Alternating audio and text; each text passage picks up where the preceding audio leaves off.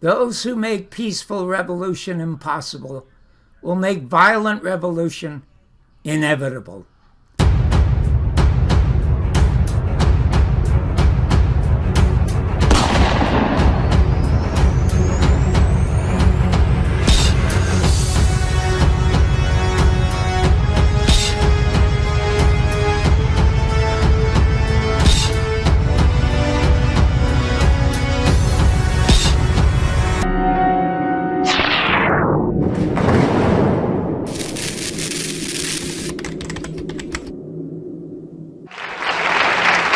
Our next guest is one of those rare talents who has something to say and can say it funny. He's a writer-performer on the new Laugh-In and one of the most popular, outspoken, and entertaining personalities on the local news here in Los Angeles. He's won a half a dozen Emmys as a film critic and host of his own shows. Let's welcome Mr. John Barbour, right over there.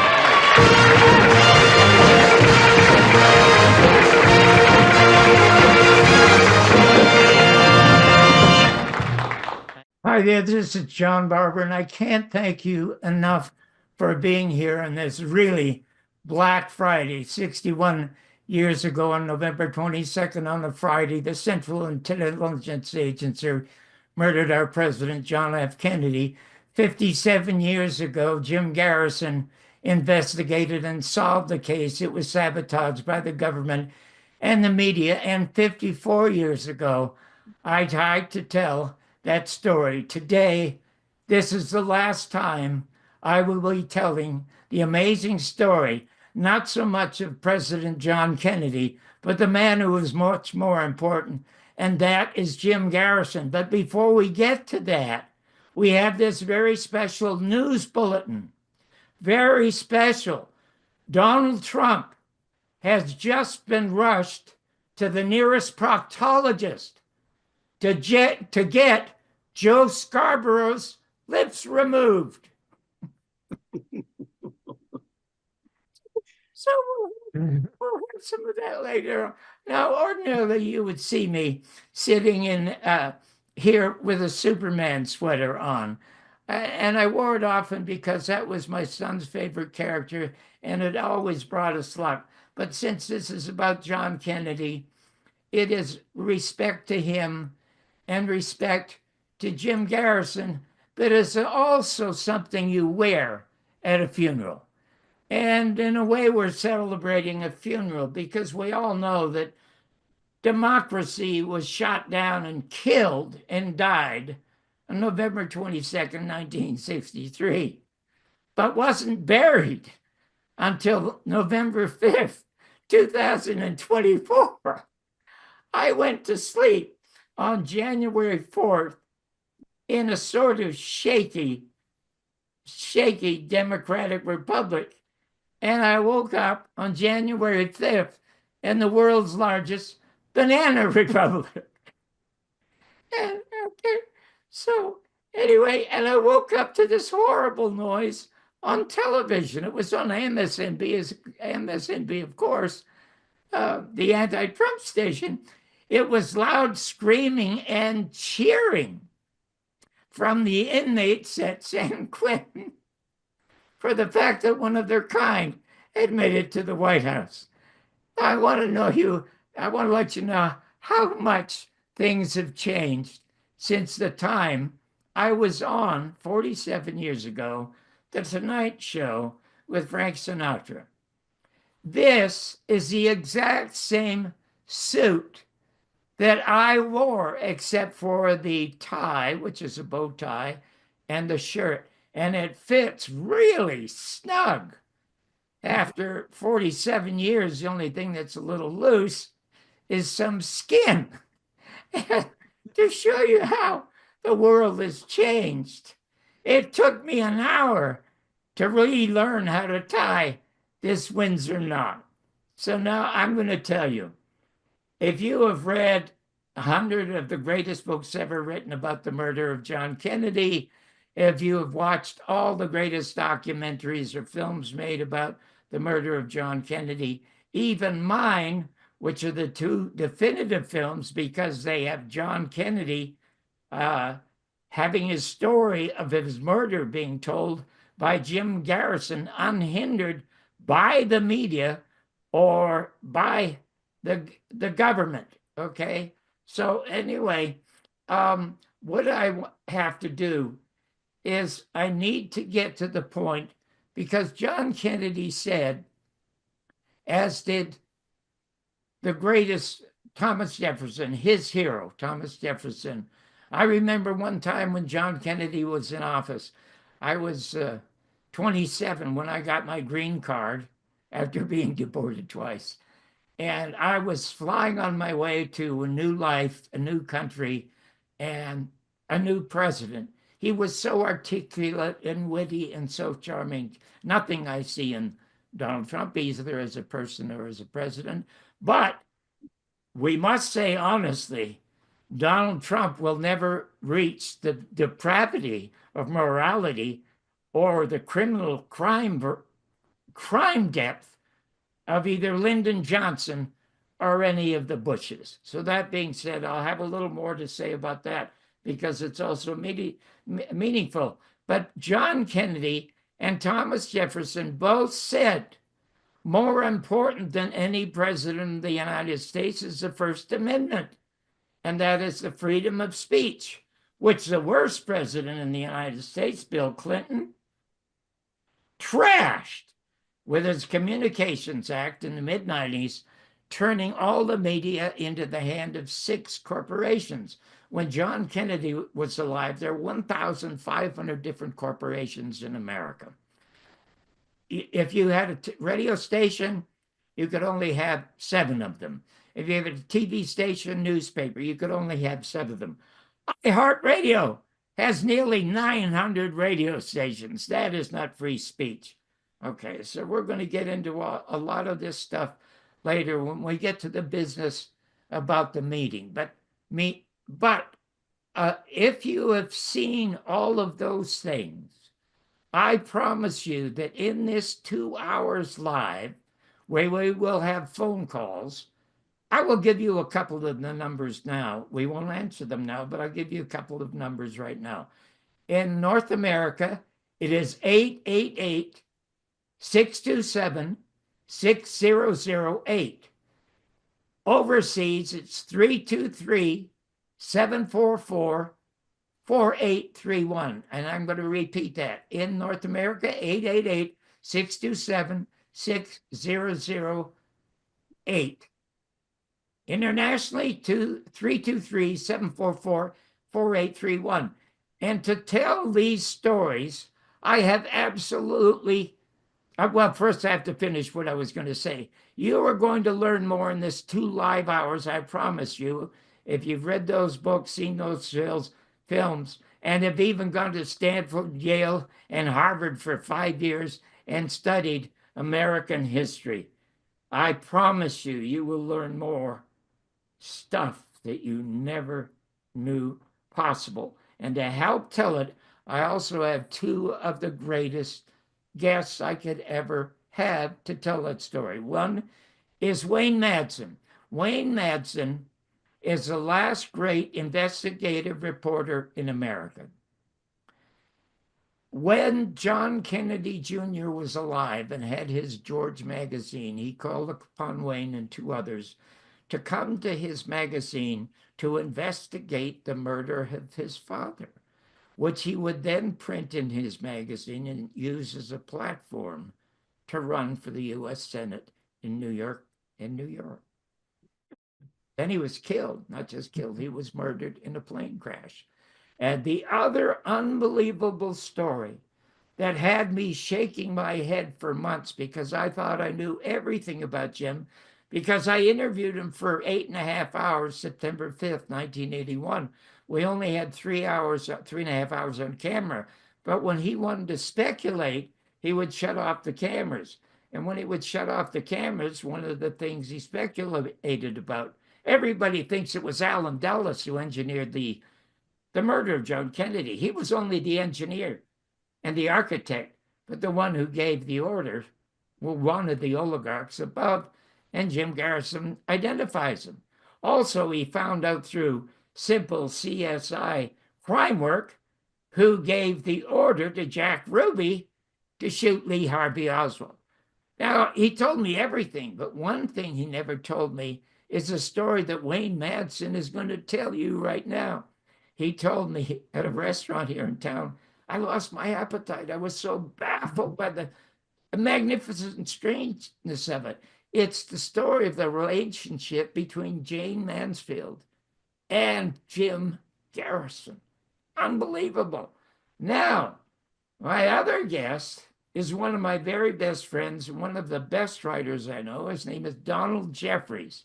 He has a half a dozen best-selling books, including one of my best, The Survival of the Richest. And Don, lucky me, was the one who did the foreword to my book called, my autobiography called Your Mother's Not a Virgin. He said the best written book in English language was David Copperfield.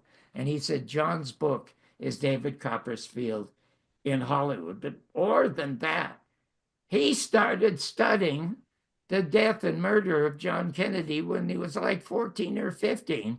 And nobody on the planet knows more about the murder of John Kennedy Jr. So these guys are going to come up soon. So now I need to get to Mr. Garrison, who is by far a whole lot more important than John Kennedy. And I was saying about how witty and charming he was. I remember one time he had a dinner at the White House, and they are poet laureates, Nobel Prize winners, Peabody winners, all kinds of winners. And John Kennedy's toast was, there never has been so much intelligence in this room since Thomas Jefferson dined alone. We don't have that kind of president anymore. We never will have that kind of president anymore. And thank God I had a chance to live for the few years that he was president of the United States. So for me to tell the story, you have to learn a little bit about the storyteller. But if I get started, I could go on forever.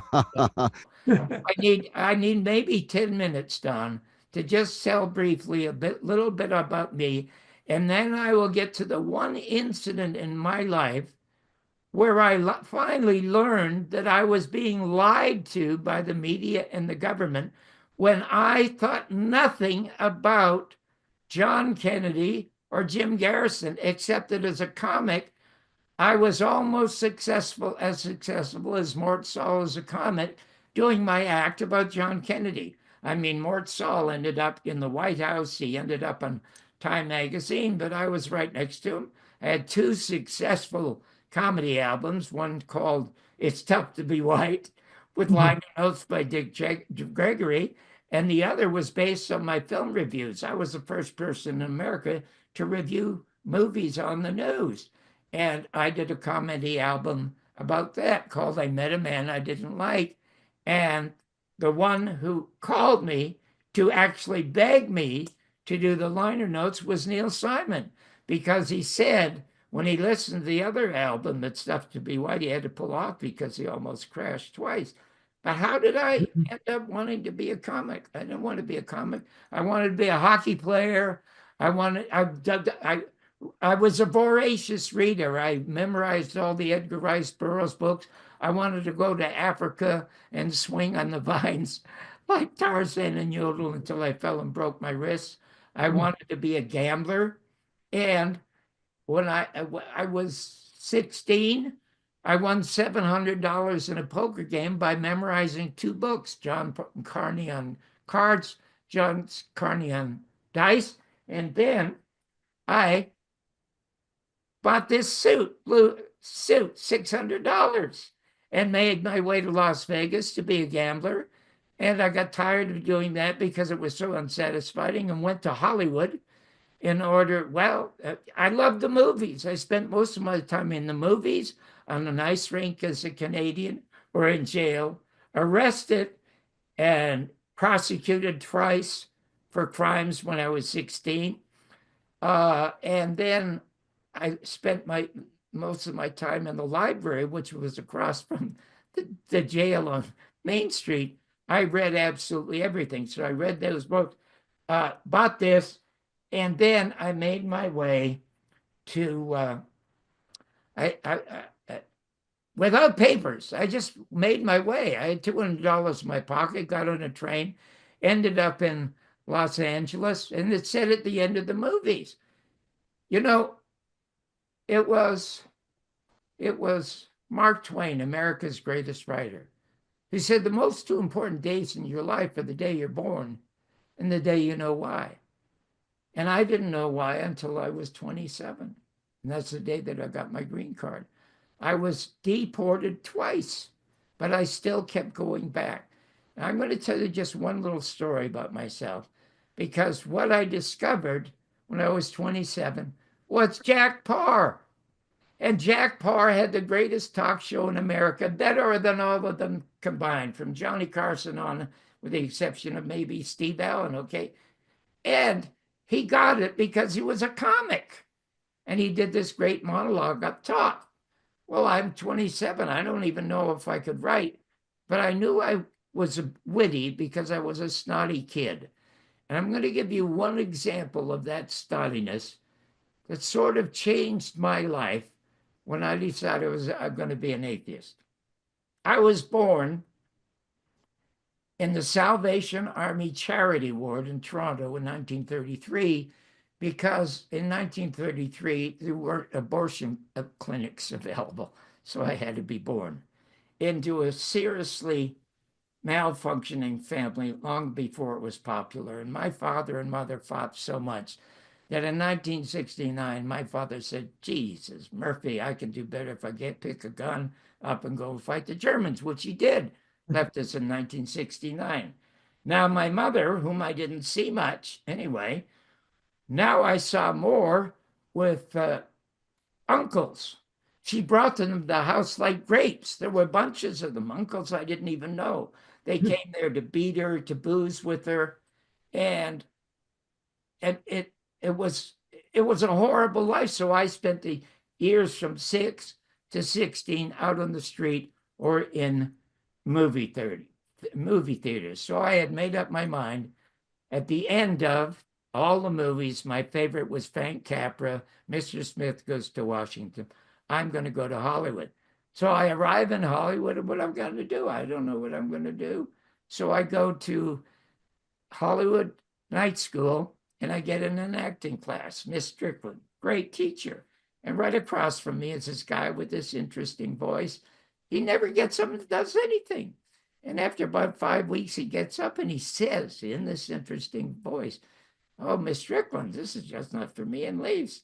It was Jack Nicholson. And then on my way home to my little boarding house comes this Cadillac, this convertible Cadillac with the most handsome man I ever saw, with his deep tan, pulls up next to me as I'm turning into the house. He says, hi, in this English accent, you coming from a party? And I said, no, I'm coming from school. I'm going to go in and get some breakfast. So he opens the car door and he said, how'd you like to have breakfast with me? And I said, oh, no, thanks. So I turned and went out. As soon as I slammed the door, I knew who it was. It was Cary Grant. I must tell you, I had more men hitting on me as a young man than I ever did women, which is sort of sad. So what happens is that when I see Jack Paar, I decide to become a comic. How do you become? Oh, I got to get to the story about how I remembered being witty. My only good friend was a guy named Don Mills was his name. He lived a block away. He was clean. He never swore. And his mother and father used to go across the street to the Baptist church. My mother was never home. She was in Buffalo with one of my uncles. So I ran over there when I was 12, knocked on the door. She said, oh, Johnny, what are you doing here? I said, would you adopt me? She laughed. She said, I can adopt you. You have a mother. I said, no, I don't. You want to see proof? Come over to my house and I'll show you. She's in Buffalo. She says, well, she'll be back. And I said, I hope not. Oh, my God, I really hope not. I mean, she was falling down drunk and always getting beat up. I always had to call the cop. And she said, all I can do, would you like to come to church with us on Sunday? Oh, my God, I would love to. I had no interest in religion, okay? I read everything, but I had no interest in religion. And she hands me this book. And I said, what's that? She says, it's a Bible. Oh, yeah, I've heard about that. She said, take it home, read a bit of it, come here Sunday, we'll go to church. I almost memorized it from Genesis to Revelation. She was stunned with the quotes I had when I showed up Sunday.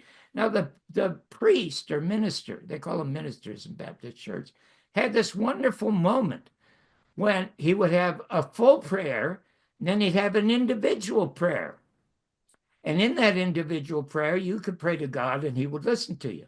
Well, of course, I always prayed. My father would be home when the prayer was over. So I never joined the Lees afterwards for lunch, which was just generous. I would rush home and open the door and yell, Dad, Dad. And the nickel would come back at me. I did this for a couple of weeks and I said, hold it, this isn't working. So after a few weeks, we're in the middle of the service and he said, okay, now it's time for the individual service. And I get up. This is not for me anymore. And I walk out and I sit down on the stairs. Now I disrupt everybody. And the minister sees me and everybody sees me. And I'm sitting, I'm waiting, and am I down? So Mrs. Lee rushes out with her husband and Donald. Okay, they come out and the minister is the first to me. And he says, Johnny. And I almost got a tear in my eye because nobody ever called me Johnny. And then he put his hand on my shoulder. Are you okay? Now I started to cry. Nobody ever touched me. I'm 12 years of age. Nobody ever touched me. He said, are you okay? And I said, honestly, sir, I'm not. I just can't do this anymore. He said, what can't you do? I said, this praying business. I pray every day and I rush home looking for my father and my father's not there. Well, he says very pompously, well, John, you must understand God's will. And I blurt out, I don't think I'm in God's will. Well, the crowd starts to howl. How could this come out of this guy's mouth? And his eyes turned red. He got so angry and he backed off. He said, don't you let Satan take over your life. And I just said, hold a minute. Do you really believe this is Satan? And now the crowd backs off. And had they not been there, he would have punched me. And he said, how dare you? How dare you say that? I said, well, listen, if God is all powerful, why doesn't he just get rid of him? Out of the mouths of babes. I became an atheist after that. Now, I'll get to the business. Now, exactly, I was 12. 35 years later, when I have the most successful show in American television history, Real People on the Air, where we did more good in 3 years than did 60 Minutes in 30 years. I got the Missing Children's Act for John Welch. I got the Navajo Code Talkers, a presidential citation, but more important, that I played one of the major roles getting that wall built in Washington, D.C., about those thousands and thousands murdered in that fake war in Vietnam, when I did a story about a teacher whose son was murdered the first week he was in Vietnam, and the father built a cathedral to his son atop a hill where they used to hunt. And presently, hundreds of Americans were coming there to add their name. That was so important because with the #1 entertainment show in the country, I thought we should do something meaningful, and most certainly we did. So now I have to get you to the first time that I met Mr. Garrison. So when I'm 27 and I didn't even know I could write a joke, but I knew it was kind of witty. The 5 minutes that I wrote in 5 minutes got me on the Talent Scouts twice, the only person ever to be on twice, got me on Merv Griffin's show 3 times. And when Merv Griffin was hired by CBS to go to CBS to go up late against Johnny Carson, they signed me to be his replacement. So I was going to be, I thought, the next Jack Paar. Now, here are 2 kind of interesting, really moving moments, because as John Lennon said, life is Life is what happens when you're making plans. So I'm making plans to be the next Jack Paar. I was out of work and I was offered a job for $2,000 a week as a game show host on ABC. My second job was at the Hungry High in San Francisco that had created Mort Saul. And I wasn't Mort Saul, but that was my act, John Kennedy. As a matter of fact, I was, I believe, 33 when he was shot. I was booked to go in. I was a big hit the first week in November, but I was booked the last week after he'd been murdered, which was a disaster. But I met the most beautiful dancer singer I ever met. Her name was Sarita. And believe it or not, after a couple of weeks, she ran away with me. Every millionaire, including the owner of the club, was after her. I asked her, why on earth would you run away with this bum comic? And she said, you're the only man who ever needed me. And you're the only man that wouldn't wear me on your wrist like a Rolex watch. She has been through everything. There would have been no Real People without her. There would have been no Garrison tapes without her. And there would have been no Sun without her. Because when I came back from ABC, turning down a $2,000 job when I was broke, my wife, who was this fabulous dancer singer, she was the band singer for Earl Father Hines, the father of jazz pianists in this country who discovered Billy Eckstine, Sarah Vaughan. And she knew Dick Gregory. That's how I got the liner notes. And she knew Red Fox, closest to friends. Matter of fact, she said, you have to meet Red if you're going to be a comic. I met Red, and he became my only lifelong friend in this business. So anyway, when I come home, I had said to her when we left San Francisco, you're going to come with me only if you're not a Catholic and only if you don't want a child. She said, well, I'm not brave enough to be Catholic. I'm only Episcopalian and I don't want a child. So when I would come home, this singer and dancer like Mick Rooney and Junie Garland would think, when Johnny comes marching home again, it was so wonderful. But she saw I was pained. She said, what's wrong? I said, I turned it down because I can't be a traffic cop. And she just blurted out, tears pouring out of her eyes. And she said, that means we can't have a child. I felt like the biggest asshole in the world. In the world. I said, listen, we tried it my way 3 years. Let's try it your way 3 years. And she said, no, honey, a child's forever. It's not for 3 years. She got pregnant that afternoon on January 29th. Now get this. There's an old Italian saying that with the first child comes a loaf of bread. Well, the loaf of bread that I got, I was signed at an enormous amount of money for 6 months to replace Merv Griffin. I'm in the waiting room thinking about, God, I'm going to get my Jack Paar job. She's in there with women screaming and cussing at their husbands that they're never going to touch her, touch their wives again. She was calm. She turned down all medicine. She told Dr. Faust, Doctor, I want to feel all the pain of the pleasure of having a child that I've always wanted. When he was born, Dr. Faust came out to me and he said, John, your wife is just amazing. You know what she just told me to tell you? She just gave birth to an 8-pound, 9-ounce host. Well, I started bawling. The first time I ever cried in my life. First time ever, because could anybody love me that much?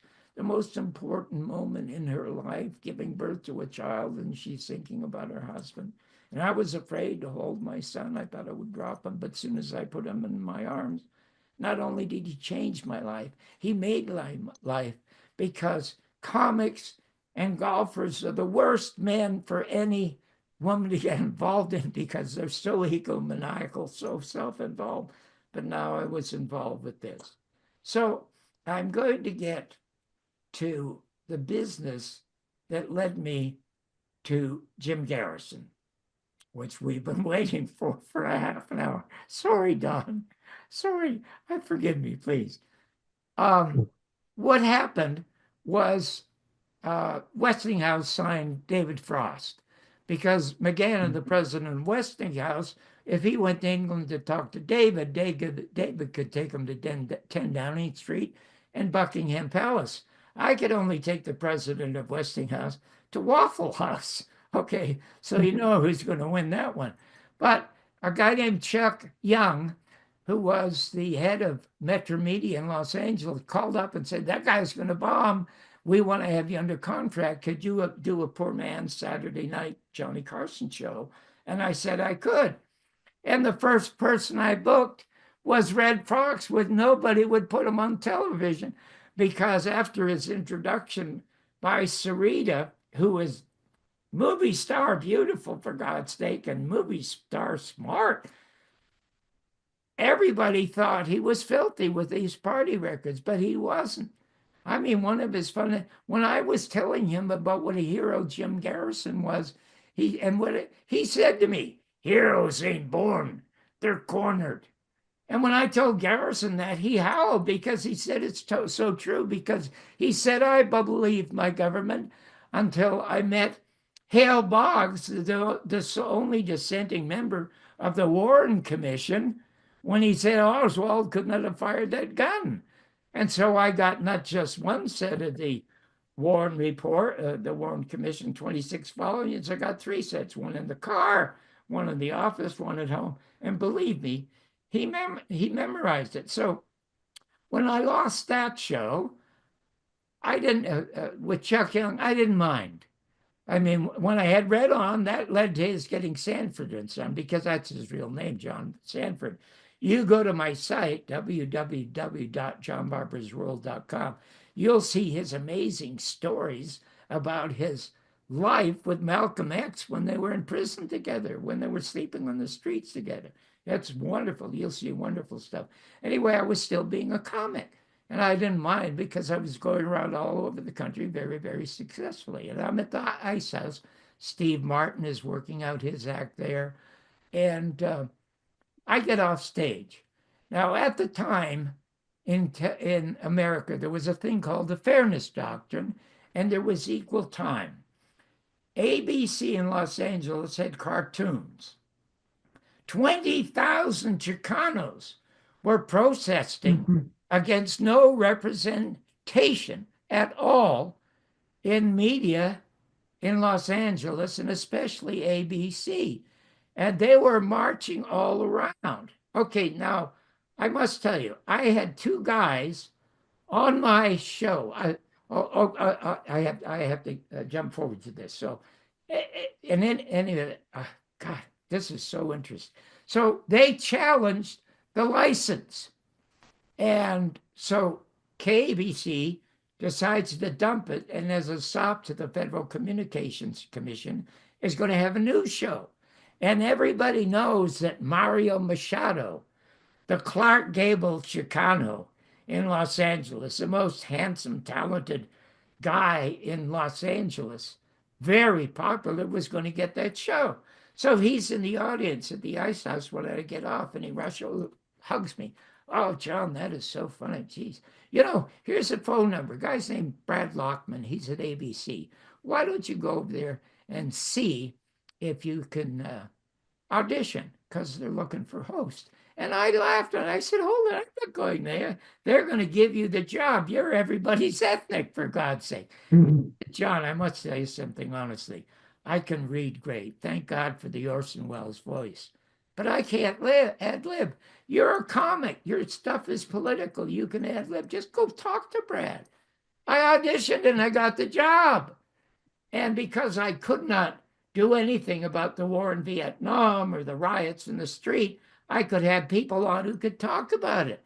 And they were Muhammad Ali, and they were Hanoi Jane, and they were Cesar Chavez. And these magnificent stories are told in full detail in the book, Your Mother's Not a Virgin. But I'll tell you what happened. Oh, God, there's too much to tell. The story about Cesar Chavez saving my job is the most important story, but I can't tell that. I can only get to Jim Garrison. And it's 1970 when I'm doing that show.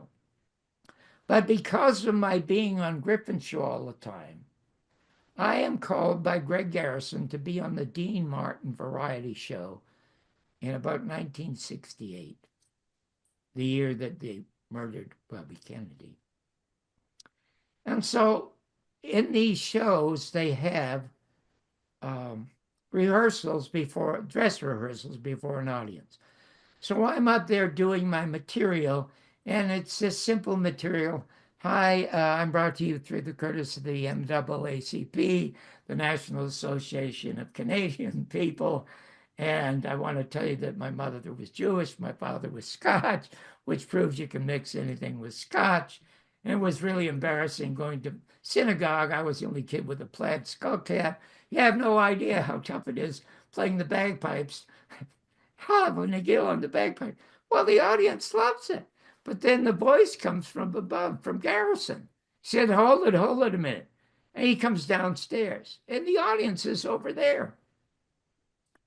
And I repeat, I know nothing about Jim Garrison. I know nothing about the assassination, even though I read Rush to Judgment, which I thought would open up the crime and have them investigated. But I didn't care. And he said to me, hey, John, could you do me a favor? This show's going to run about 20 years. I come over to the club and I watch you. You do these great political things. You know, you remind me of Bill Hicks sometimes. Could you tell some that might last 20 years? Because this show's going to last 20 years. I said, oh, I don't think I could do that. Would you try? He said, would you try? Now the audience is listening to me and they're applauding and laughing. I said, well, give me a minute. Now he goes upstairs. In less than 30 seconds, it pops into my head. I have no idea where it came from, how it even got there. So I tap on the mic and I said, Greg, you want me to come upstairs and tell you the joke?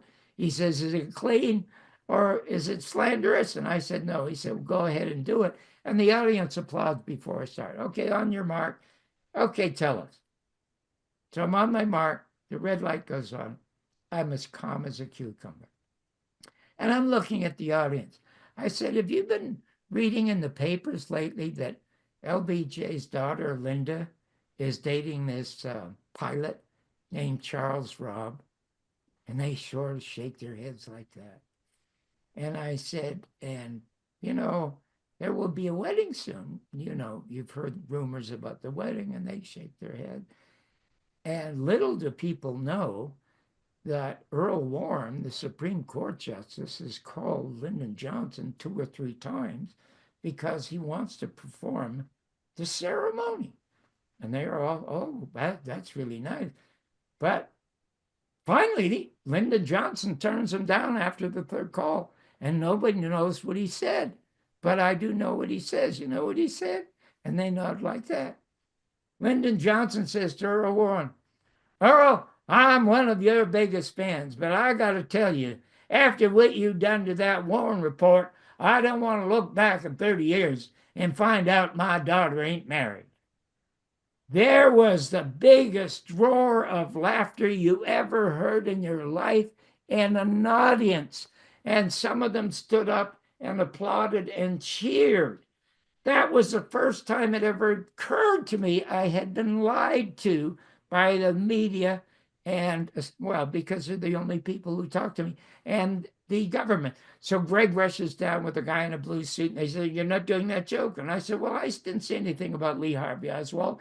And they say, NBC agrees with the Warren Commission. You're not doing that joke. Now, I have to go back to doing the Jew jokes.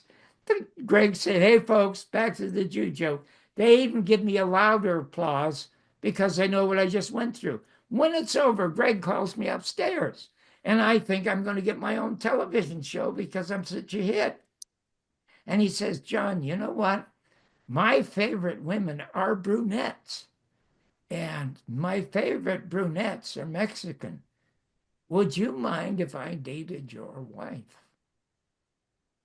And I said, why are you asking me? I said, I know you have a reputation as a bounder. Do you call the husbands and ask permission? I hear that you just find a motel or a hotel and you just drag them off and bang them.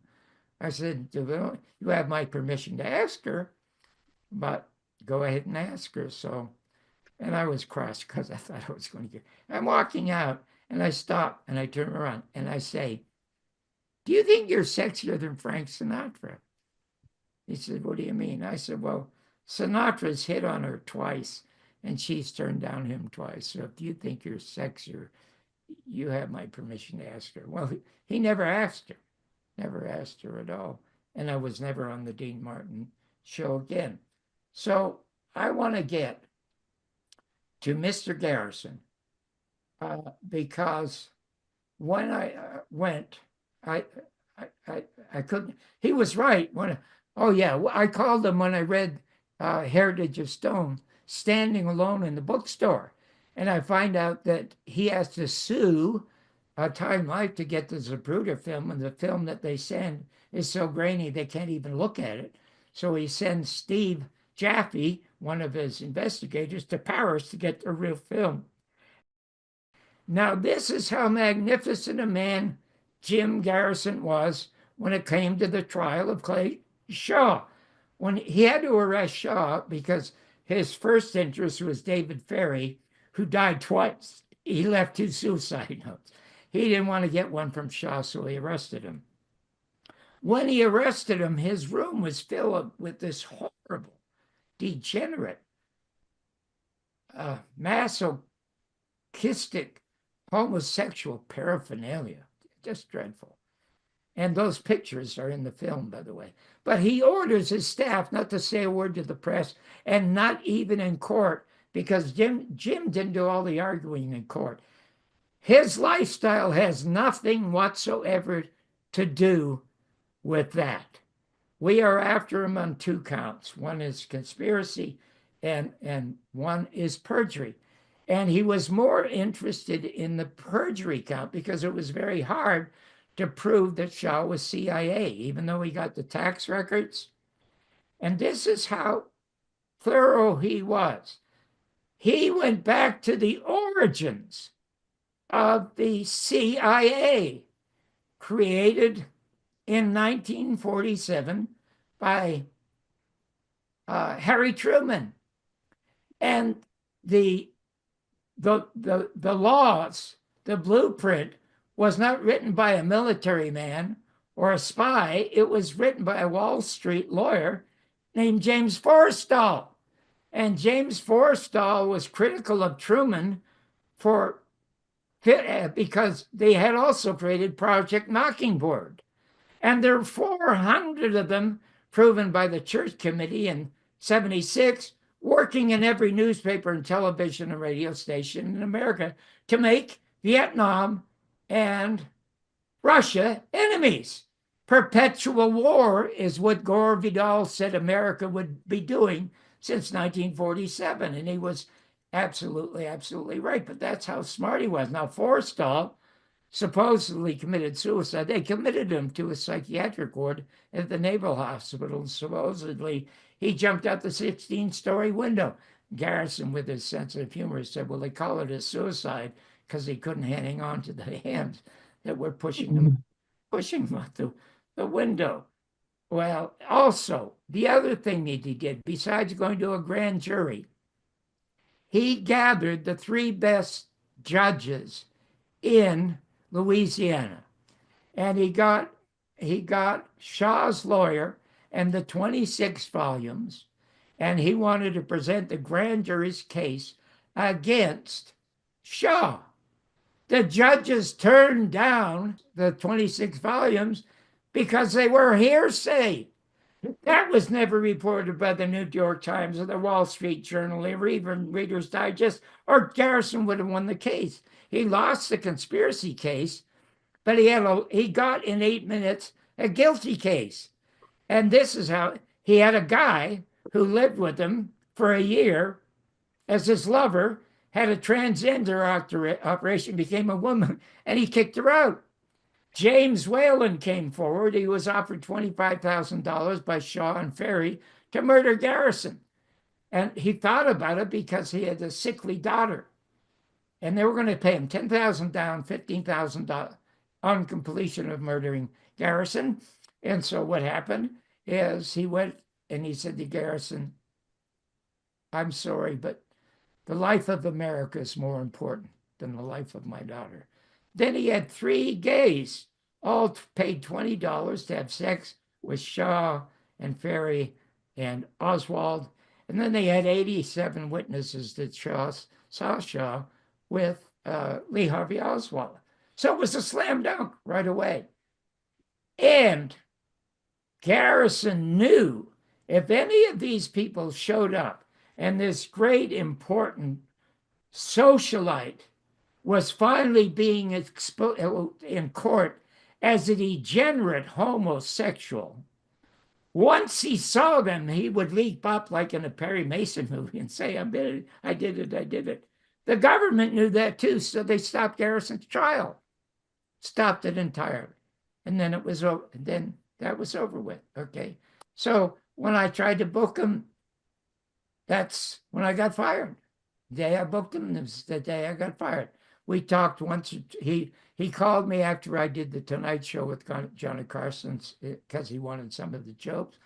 And then when I got Real People on the air, I read that the House Select Committee. Now, everybody in America believed that Oswald was guilty and that the film was just the film of the shooting and the shots. Zapruder. Yeah, the Zapruder film came from the back as announced by them. They never saw it till 1977 when Dick Gregory and Robert Groden showed it on Geraldo's show. And everybody was shocked, and millions of people flooded the Congress to have a new investigation. When that investigation started, the first guy to head it was Richard Sprague, a real tough Philadelphia lawyer who put politicians and gangsters in jail. And he's on camera in our movie saying, folks, I am not going to have the CIA or the FBI investigating this crime. I'm going to investigate them. So the 400 assets in government and media worked to get him fired, and he got this shill Blakey in to blame it on the mafia. And in that case, of course, now they were saying the mafia did it, but they accidentally found this dictabelt machine by Officer H.B. McLean. More than 4 shots were fired, so I had to conclude that it was a conspiracy. So it's now an open case in the Justice Department, as is the murder of Martin Luther King. Now, I want to be able to get to my first guest, Wayne Madsen, who has this unbelievable story. So, Wayne, are you there? And sorry it just took so long for me to get to you.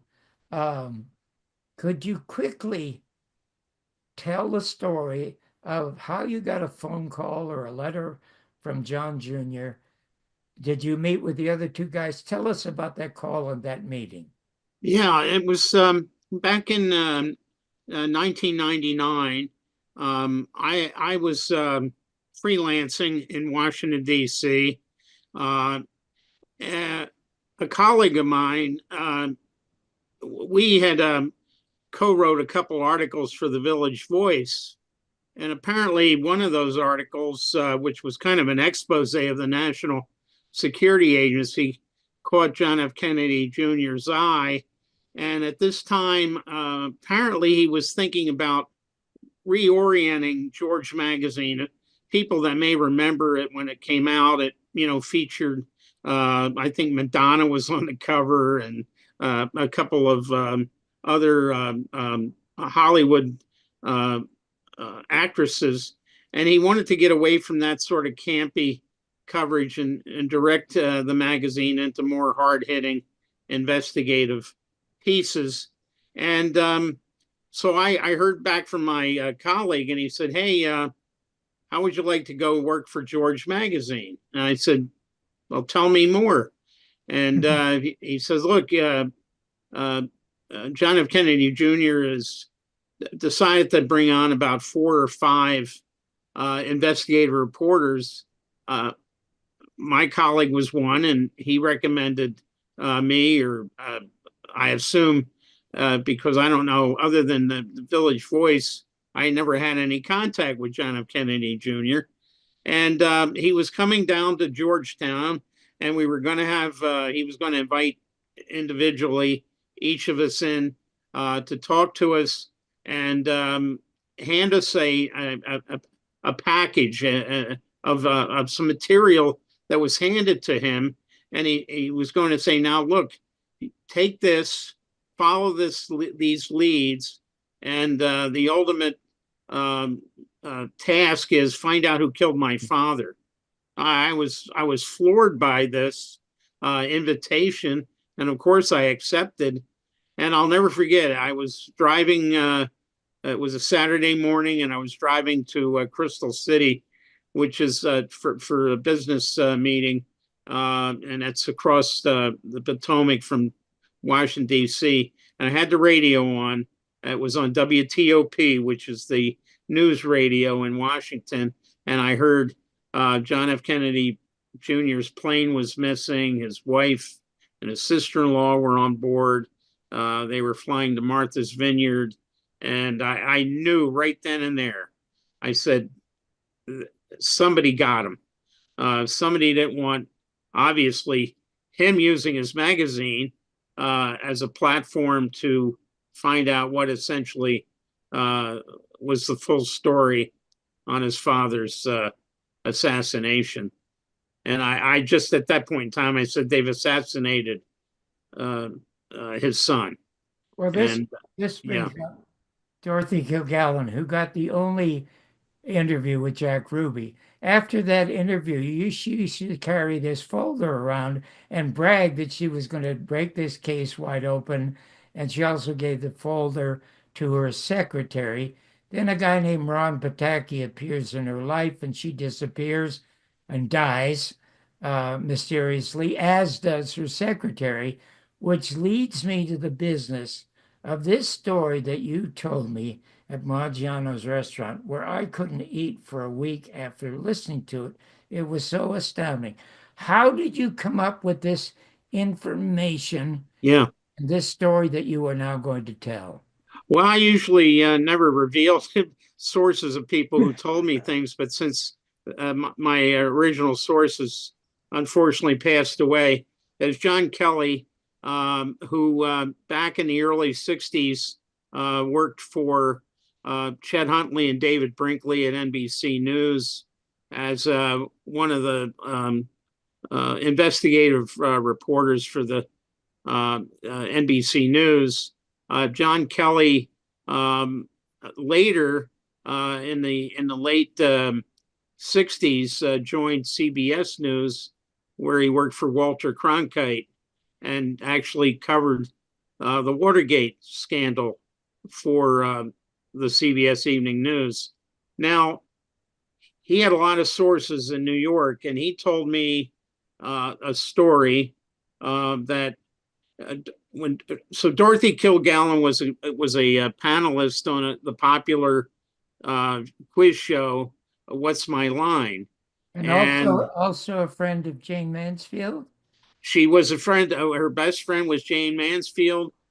She also was very good friends with the fashion editor at her newspaper, which was the New York Journal American. Now, Dorothy Kilgallen, other than just being a game show panelist, she was a well-known columnist, basically in the same league with people like Drew Pearson and Walter Winchell, and she was syndicated in many other papers.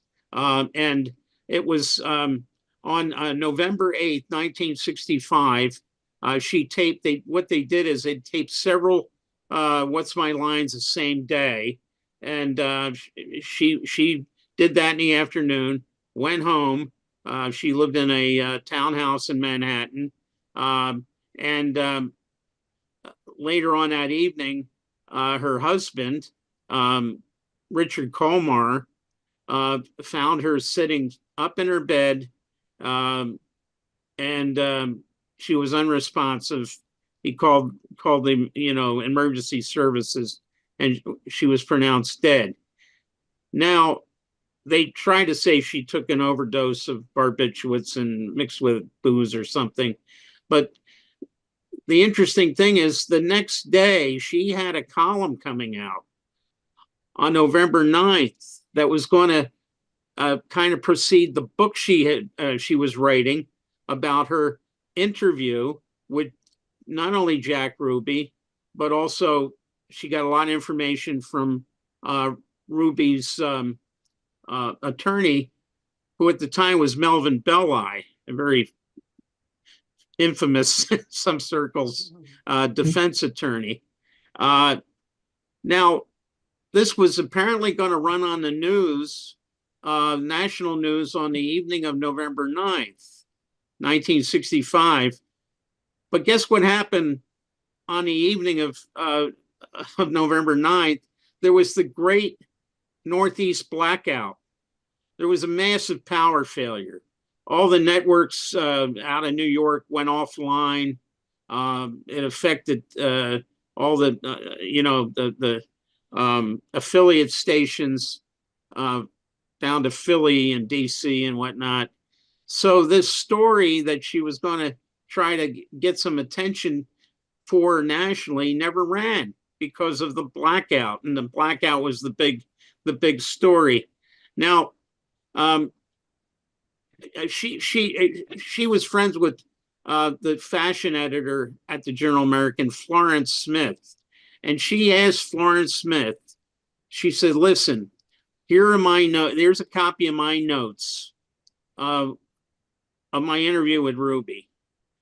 You need to make sure, if anything happens to me, that these notes get to my good friend Jane Mansfield." And Jane Mansfield used to sleep over at Kilgallen's townhouse. As a matter of fact, they used to drink a lot together, and Jane would crash over at Kilgallen's home.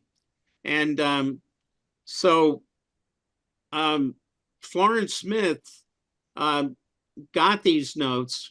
Now, what she did with them after she got them is not really known, but what is known is that 2 days after Dorothy Kilgallen died, Florence Smith died of a cerebral hemorrhage. Wow. More interesting, Florence Smith's husband had been the U.S. ambassador to Cuba from 1957 until 1959. Wow. And he was apparently involved in some of the CIA plots to overthrow and kill Fidel Castro. Now, you think it would end there, this mystery. This Kilgallen was working with two other reporters on the Ruby situation, and one was Jim Hunter, who was a reporter for the Long Beach Independent Press Telegram in California, and Jim Cothy, he was a reporter for the Dallas Times Herald. So she wasn't working alone; she was working with others. Now, one of the other interesting things is Kilgallen's father was a journalist, and he was with the Hearst newspapers. So she had a lot of connections, not only with TV news, but with wire services and other newspapers. Yeah, but let's get to the point of the papers being given to Jane Mansfield. Yeah. So what happens is Mansfield in 1967 is doing a show in Gulfport, Mississippi, and she's got the briefcase with the notes from the Ruby interview with her. Now, if you read the newspaper reports at the time, they say, "Oh, she was heading over in a convertible. I believe it was a Buick on the U.S. highway that runs. It's now an interstate, but then it was just a U.S. highway. She was going over to New Orleans to do an interview with one of the television stations. In reality, what she was doing was taking the briefcase with the notes over to give them to Jim Garrison because it was in 67 that Garrison launches his investigation. She figures this is a good time to try to get these notes in the hands of somebody who could possibly use them, and figured that's what Dorothy would have wanted anyway. And on the trip over, the convertible hit one of these fogging trucks that used to spray for mosquitoes. I remember as a kid, we used to get on our bicycles and ride through that. And I guess it was DDT. They were spraying out of those things. But anyway, it was spraying a fog, and a semi truck was in front of them. And the Mansfields, she wasn't driving. Her they had another driver, and she was with her lawyer, who apparently she was having some sort of an affair with, and her two kids were in the back. Her daughter, older daughter, and younger daughter. The younger daughter, people might know her from TV. That's Mariska Hargitay, who's in. I think it's. It sounds as though what you're leading up to is that somehow the crash was engineered. Yeah. The semi slowed down to almost a stop because of the fogging machine that was in front of that semi. They couldn't see, so the convertible hits the back of the semi. There was a lot of salacious reports at the time that Jane Mansfield was beheaded. That's not true. She was wearing a wig. The wig apparently was on the grill of the vehicle. So when the news people came around with her photographers, they saw the wig, and somehow that became, oh, she was beheaded. That wasn't the case. That was just to make a salacious story. And what happened is the briefcase was missing. Wow. So somebody got the briefcase. Now, I was at a White House Correspondents' Dinner in 2009. That was Barack Obama's first one in Washington. And Mariska Hargitay, I saw she was present. So I'm looking all over for her. I said, this is probably the only way I'm going to be able to ask her if she knew about this story. And I saw Conan O'Brien, and I asked Conan, I says, hey, listen, have you seen Mariska Hargitay? And he says, I think she just left. Well, there was the end of that lead. So Garrison never got Dorothy Kilgallen's notes from the interview. Now, as far as the death of Dorothy Kilgallen, there seems to be, according to Shaw, the guy who writes the great books about the Kilgallen, this guy Pataki is in his 80s now, I think, and he seems to write poems, according to Shaw, that are sort of confessions to the fact that he might have been involved in somehow in her death. Yeah, I've talked to Mark Shaw several times, and I've read at least one of his books. There's a lot of information out there about who could have got in there and slipped her the whatever that was in her drink to cause her to die. But I think it's interesting what happened to the two reporters who she was working with. Jim Hunter with the Long Beach paper. He was down at the press office at the Long Beach Police Department, and two cops were they were fooling around with a gun, and they said they accidentally shot and killed him. Yeah, I remember that well. And Jim Cote, the guy with the Dallas paper, he was killed with a karate chop to the neck from somebody that got into his apartment in Dallas. Oh my God! Well, listen. There, according to the House Select Committee, there were 87 proven deaths, according to the House Select Committee. But Penn Jones, who wrote these great books, 6 of them, Pardon My Grief, there are about 300 people Okay, now I want to get, don't go away. I want to get to Donald Jeffries.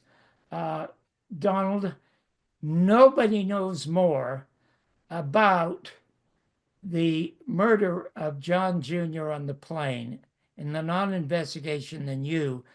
But let's get back to when you were a kid. How on earth did you and why did you get involved in the interest in the murder of John Kennedy? Well, it was a I think one of my first memories, and I was from a Catholic family, and I remember very much the kind of weeping and the nonstop coverage. I was 7 years old, and so it had a huge impact on me. They loved Kennedy. Kennedy was the first president I remembered, so I kept that in my mind. And he was martyred to the Camelot thing, made it easy to look at him that way heroically afterwards. And then when Bobby Kennedy ran for president in 1968, I was 11. And I was already politically astute. So I followed the primary process about the delegates. I knew everything inside out, and I was rooting for him so hard. And I was crushed. I cried like a baby when he was assassinated. But that was the beginning of my political awareness. But it wasn't until really after Watergate, when I was pretty much getting out of high school, that I just happened to accidentally read an article in Penthouse magazine, of all places.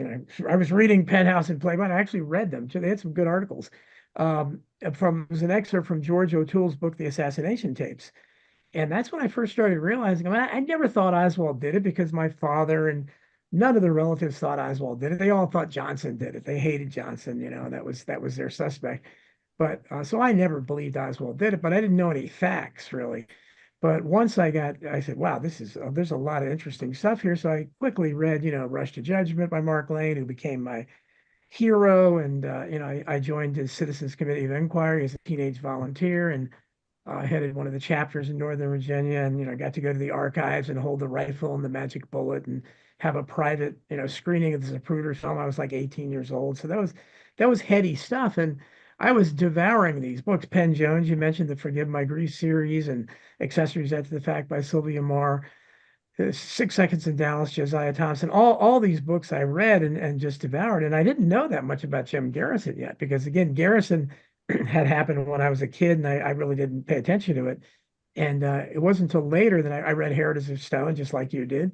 And I started getting to that aspect as well. So I was, this is still my wheelhouse issue. So I was immersed in that, and I'm sure I annoyed the hell out of lots of people at parties back then, because you didn't have to do too much to get me to talk about it. And once you get one of us that knows all these details talking about it, the average person, kind of rolls their eyes and let me go get another drink, But so it was the central issue of my life, and it still is. I mean, it's still something. I mean, I was even before I was into the. Now to John Kennedy Jr., because nobody looked into that more than you did. Yeah, well, when he died, of course, I was instantly suspicious, and I didn't have any really reason to necessarily be suspicious, other than the fact that, when his plane was missing, I felt pretty confident that he wouldn't be found alive. So I paid a lot of attention. The internet was in the Wild West days. It was kind of in its infancy. It was 1999. And lots of good reporting was done online by John T. Quinn and John Hankey. Both those guys have been on my podcast since then. And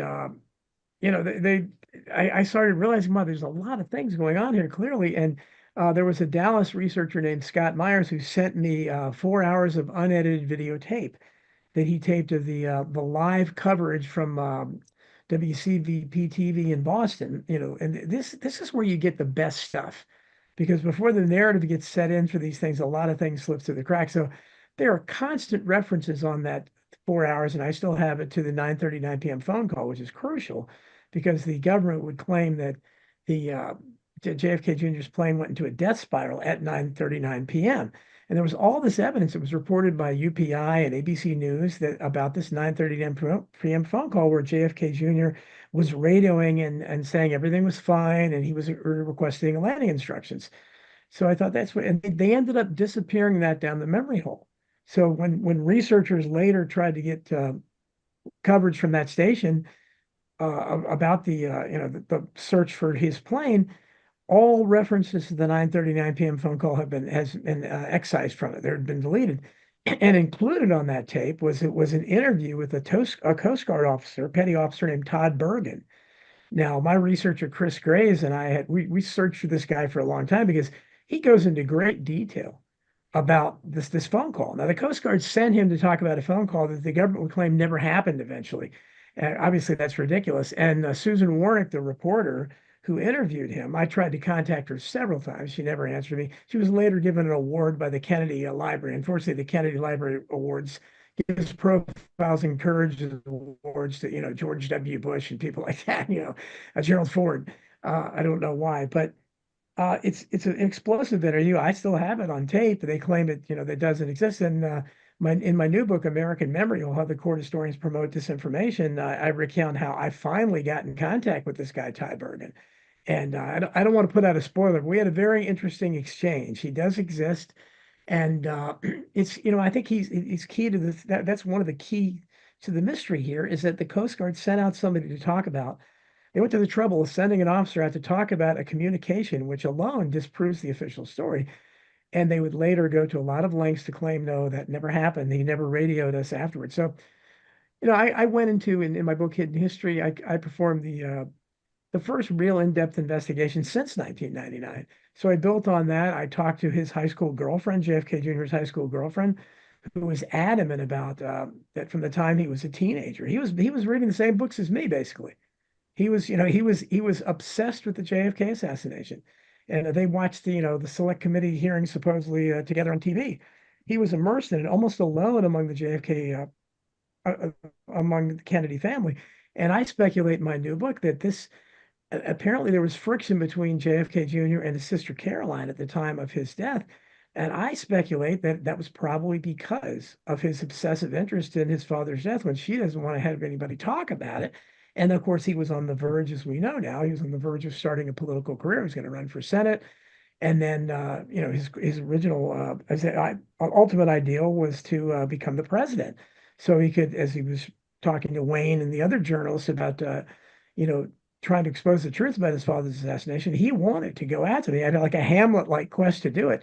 I also talked to another member of the adult inner circle who was very adamant about staying off the record. Don't not mention my name.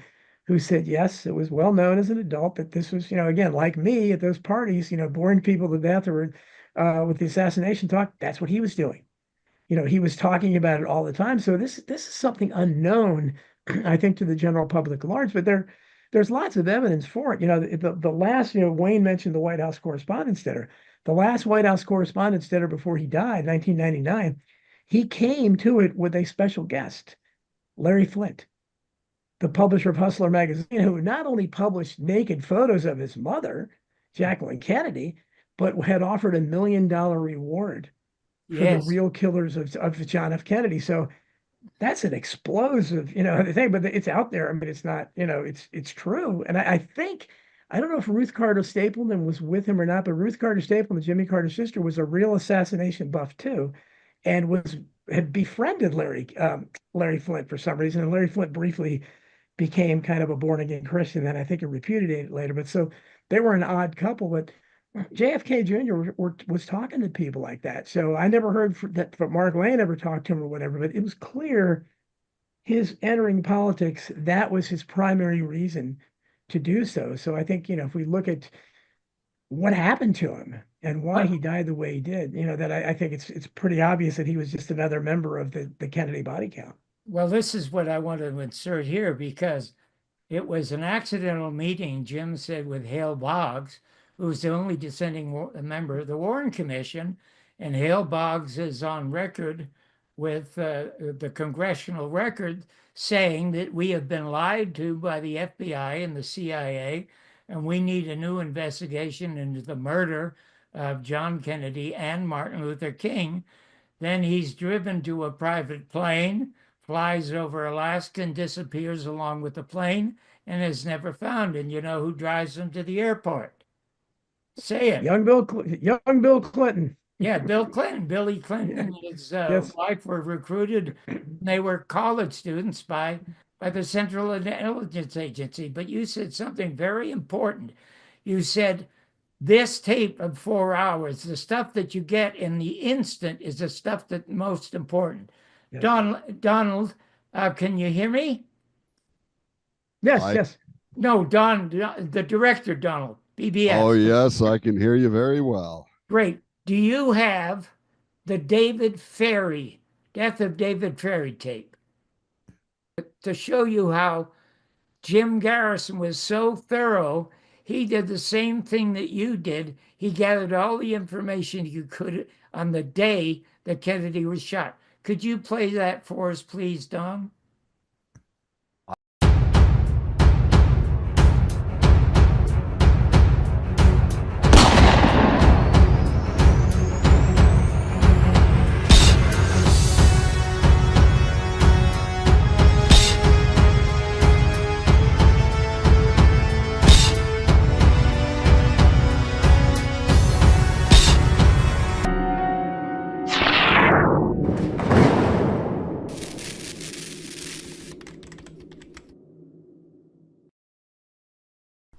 Hi, this is John Barbour, and this is the third in the release of the Garrison files. Originally, I'd wanted to release all the David Ferry files because he was the man first targeted for investigation and arrest by Mr. Garrison, but unfortunately, David Ferry died, leaving 2 suicide notes. I can't release all of the files, though, because I am stuck with one that is, to me, the most important document that I've come across in these 3 releases. This is simply called The Death of David Ferry. And what Jim Garrison has so smartly done is he has gathered all the information that he could gather from every source available, from medical records to newspaper accounts to police officers, everything that he could gather on the day of the assassination. It is all in these 84 files. These files and the information therein have mostly disappeared or been altered by the federal government or by the media. Now, in the first file, he simply states that all of the proofs that they had, that Lee Harvey Oswald was not the assassin, that indeed it was a conspiracy, all the proofs offered to the federal government, they outright rejected. One startling file that he found was a tape recording made aboard Air Force One while Air Force One was flying the new president to Washington, D.C. Mr. Garrison says in this file you can hear prominent members of the military talking about the fact that there was conspiracy and no lone nut gunman in Dallas. There is another file that names some of the police officers and civilians who rushed to the grassy knoll where they said they heard the shots. Another file from Parkland Hospital that said there were massive head wounds to the right temple. And more important, a file from Dr. Perry. His first statements at the top of the page, he said the throat wound was an entrance wound. Another file contains a number of press releases made immediately. They were on the news, they were on television, they were on the radio, when they were in the newspapers, that shots came from the grassy knoll. One thing that Mr. Garrison points out in another file is so obvious. He said that when a bank is robbed, the first thing the police do is they set up roadblocks around the perimeter and the circumference of the bank. In these files, he found proof that the federal government, the FBI, and the Dallas police declined to enforce or set up a roadblock. One of the closest witnesses to the shooting of Officer Tippit was Helen Markham. She states emphatically that Lee Harvey Oswald was not the shooter. But to me, aside from the recording on Air Force One that I found most chilling, is this statement from witnesses gathered by Jim Garrison. You have all heard that when Lee Harvey Oswald was arrested, it was reported publicly that he was arrested for the shooting of Officer Tippit. However, there were no tape recordings and no stenographers in that little room because the chief of police said there was not room for it. and Oswald was interrogated for hours. Jim Garrison found witnesses who were present at this non-interrogation. They told Mr. Garrison that during this long interrogation, no one ever asked Lee Harvey Oswald if he indeed shot Officer Tippit or even the President of the United States. He said he was never informed of this. He said this because they did not ask him while he was in custody in that office. You can look at these 84 startling pages, which are now on my site, www.johnbarbersworld.com.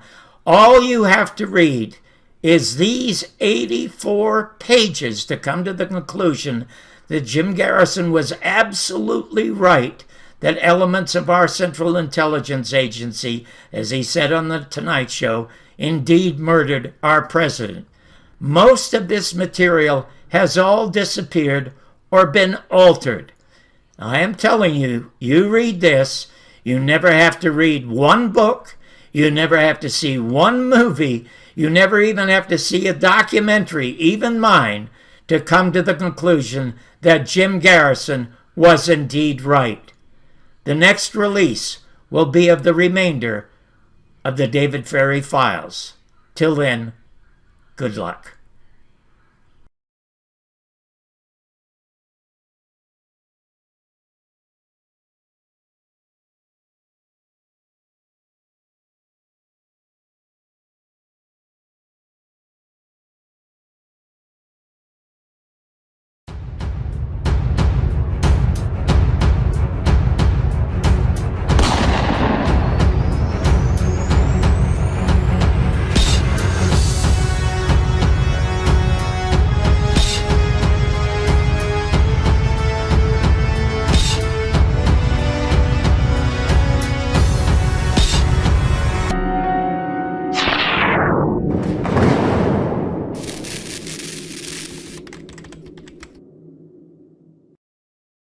Hi everyone, this is John Barbour again, and I hope you guys are doing the best you can under the confusing and conflicting circumstances we find ourselves living in.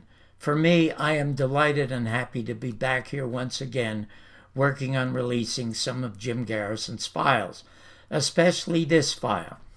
Mr. Garrison said the most important witness or person he could find to help get to the bottom of the murder of John F. Kennedy was Richard Case Nagell.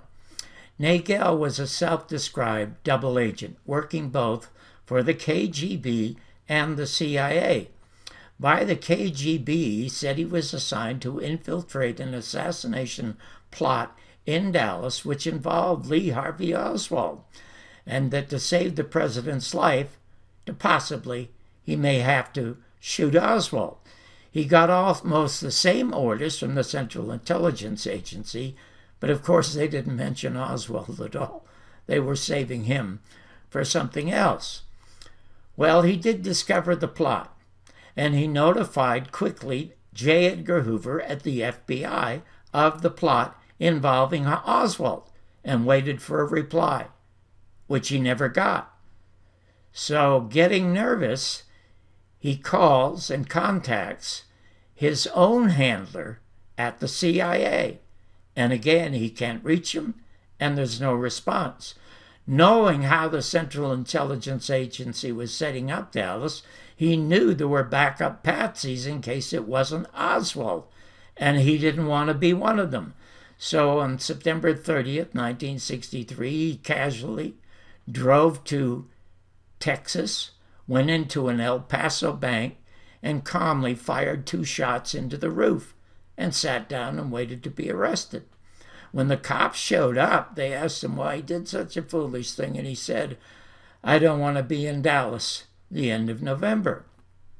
Of course, at his trial, since it wasn't a bank robbery, he thought the worst that could happen, it would be a minor felony or a misdemeanor, and he may get 9 months to a year in prison.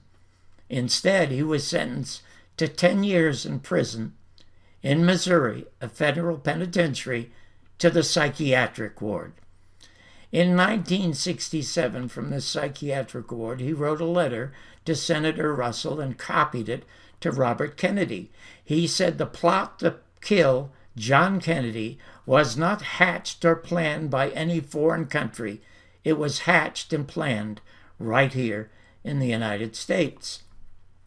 When Jim Garrison met in New York with Richard Case Nagell personally, and then when Nagell was interviewed extensively by a lawyer named William Martin, who was one of Jim Garrison's investigators at the prison, the information that came out, first of all, was the first plot was planned in Miami, but there was no Lee Oswald to be a patsy.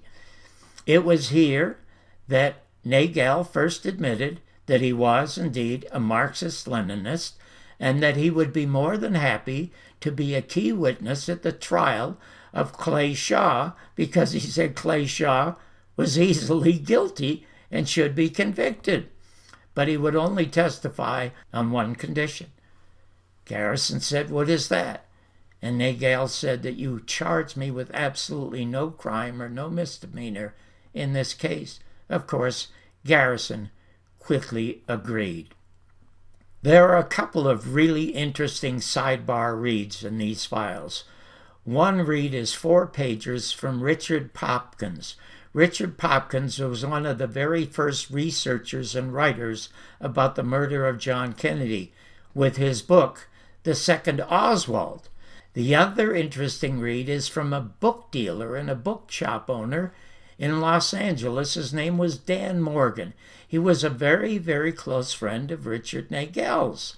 And he said in the middle of the summer of 1963, for some reason, Nagell unloaded himself on Dan, saying that he had done a lot of horrible things, both for the KGB and the Central Intelligence Agency, and that he was on his way to Dallas. One of the truly sad and heartbreaking things for me, and obviously Mr. Garrison and anybody else on his side, was the fact that William Martin, the man he thought who was his investigator, who was doing the most interviews with Nagell in prison, turned out to be a CIA asset assigned by that agency, along with a half a dozen others, to destroy Mr. Garrison's case, which indeed they did. But they have never, ever accomplished destroying that man's truth.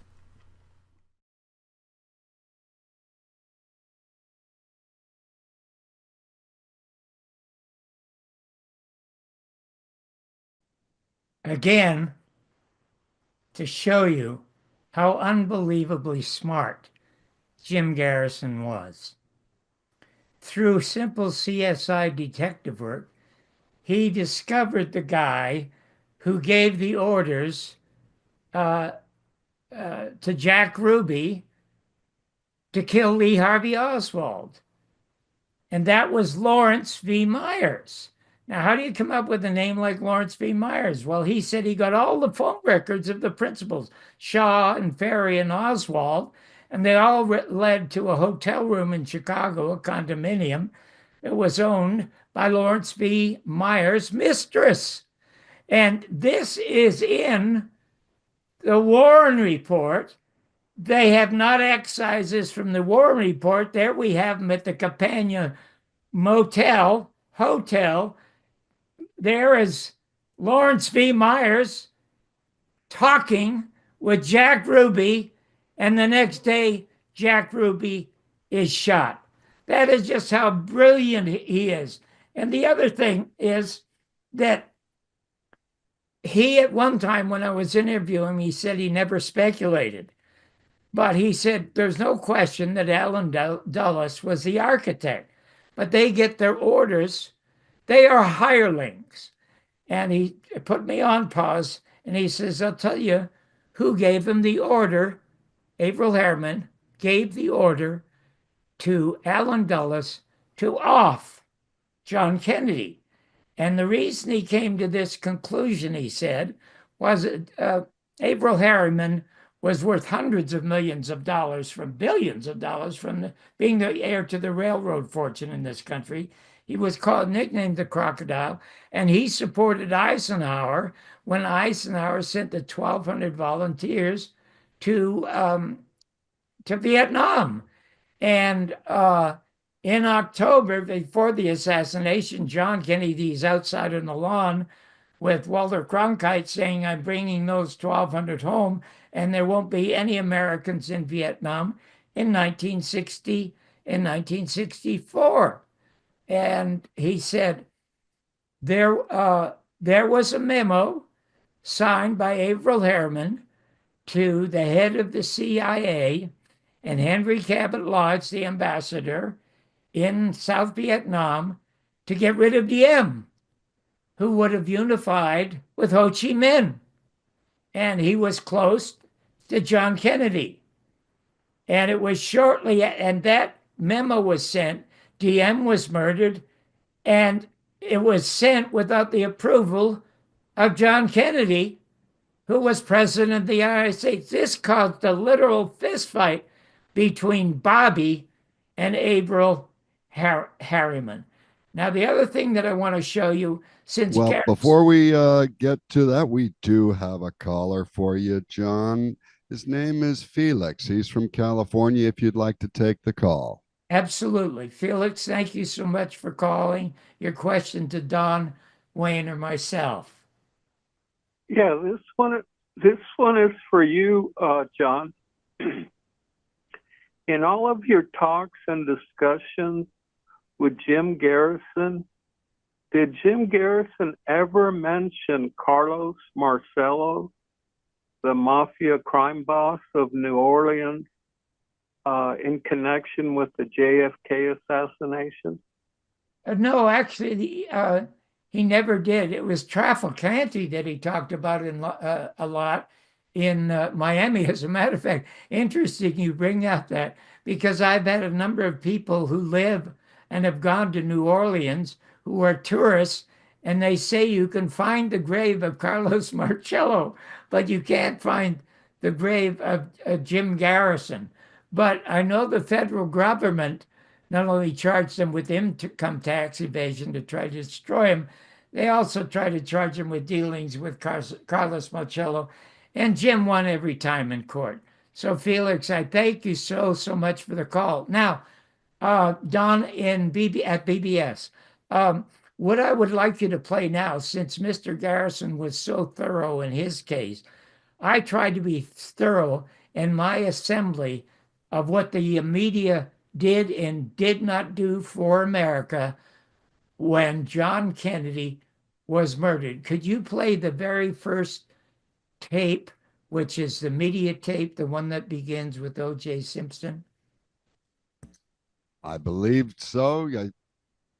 That would be the Barbour excerpt. That's correct. And we will have that up momentarily for you. Absolutely, sir. Oh, thank you very, very much. It's one of the moments in the movie I made. That's why I called the movie The American Media and the Second Assassination of President John F. Kennedy, for what they did not do and lied to the American public. Here we go. Okay, thank you. Don't do this. All I did was love Nicole. All I did was love her. On June 12, 1994, super athlete and superstar O.J. Simpson was arrested for the murder of his wife Nicole and Ronald Goldman. Wikipedia said it's the most covered crime in American history. It ran on television for 139 days, on the front page of the LA Times for 300 days, covered by 2,237 news outlets. The amount of money spent on covering it by the media, $50 billion. The cost to the California taxpayers, approximately $10 million. The number of witnesses who died mysterious deaths or disappeared, 0. The number of reporters made media stars by covering O.J., nearly a dozen, including Greta Van Susteren and Nancy Grace, who were given their own crime shows. On December 26, 1996, 6-year-old JonBenet Ramsey, a little beauty queen, was found murdered in her Boulder, Colorado home. The subsequent investigation and speculation about the crime resulted in what Fox News called a media feeding frenzy. ABC, NBC, and CBS did featured stories on it 84 times. Barbara Walters fought and campaigned to get exclusive interviews with the father. Nancy Grace and other media stars every night vigorously pursued the killer or killers. It has become and continues to be America's most investigated unsolved murder. The cost to Colorado taxpayers, $1.5 million.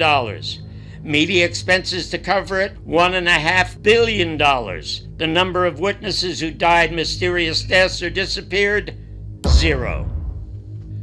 On December 19, 1998, President Bill Clinton was impeached by the Senate on 2 counts. One was for perjury for lying under oath when he said, "I did not have sexual relations with that woman." Everyone in America knows, even journalists, that fellatio is sex. For the media, this impeachment was more of a gold mine than O.J. or JonBenet. This was the President of the United States getting a blowjob. Monica Lewinsky's semen-stained dress was waved about more in the media than Betsy Ross's flag. Barbara Walters and Nancy Grace and Greta Van Susteren and dozens of other bottom-feeding, celebrity-sucking truth seekers every night were having on-air reporting orgasms. The hearings lasted for 40 days until Clinton was cleared and free to take a shower. The cost to the American taxpayers? $7 million. Money spent by the media covering it? Approximately $69 million. The number of mysterious deaths or missing witnesses? 0. Unusual for the Clintons. On November 22, 1963, at almost high noon in Dallas, in a last-minute rewrite unguarded limousine going barely 11 miles an hour, President John F. Kennedy had the back of his head blown away. It was the most horrific murder of a president in our history and our country's most dramatic change in foreign policy. The number of days investigated in public by the media or government? 0. The amount of money spent by the media to investigate it? $8,000. Ramparts Magazine, Playboy Magazine, and the Los Angeles Free Press. The amount of money spent by the mainstream media and government to have it not investigated, $18 billion. The number of witnesses dying mysterious deaths or disappearing, according to the House Select Committee on Assassinations, 78. The number of American soldiers killed in the fake wars following JFK's murder, 68,750. The number of innocent Iraqis and Vietnamese and others killed, 3.5 million. The cost to the American taxpayers for these fake wars, $4,738 billion. The number of American journalists made stars by investigating and covering this murder, 0. The number of journalists and reporters made stars by not covering this murder and denigrating those who did, scores and scores, beginning with an ordinary Dallas street reporter, Dan Rather. In the next instant, with this time Mrs. Kennedy apparently looking on, a second shot, the third total shot, hit the president's head. His head could be seen to move violently forward.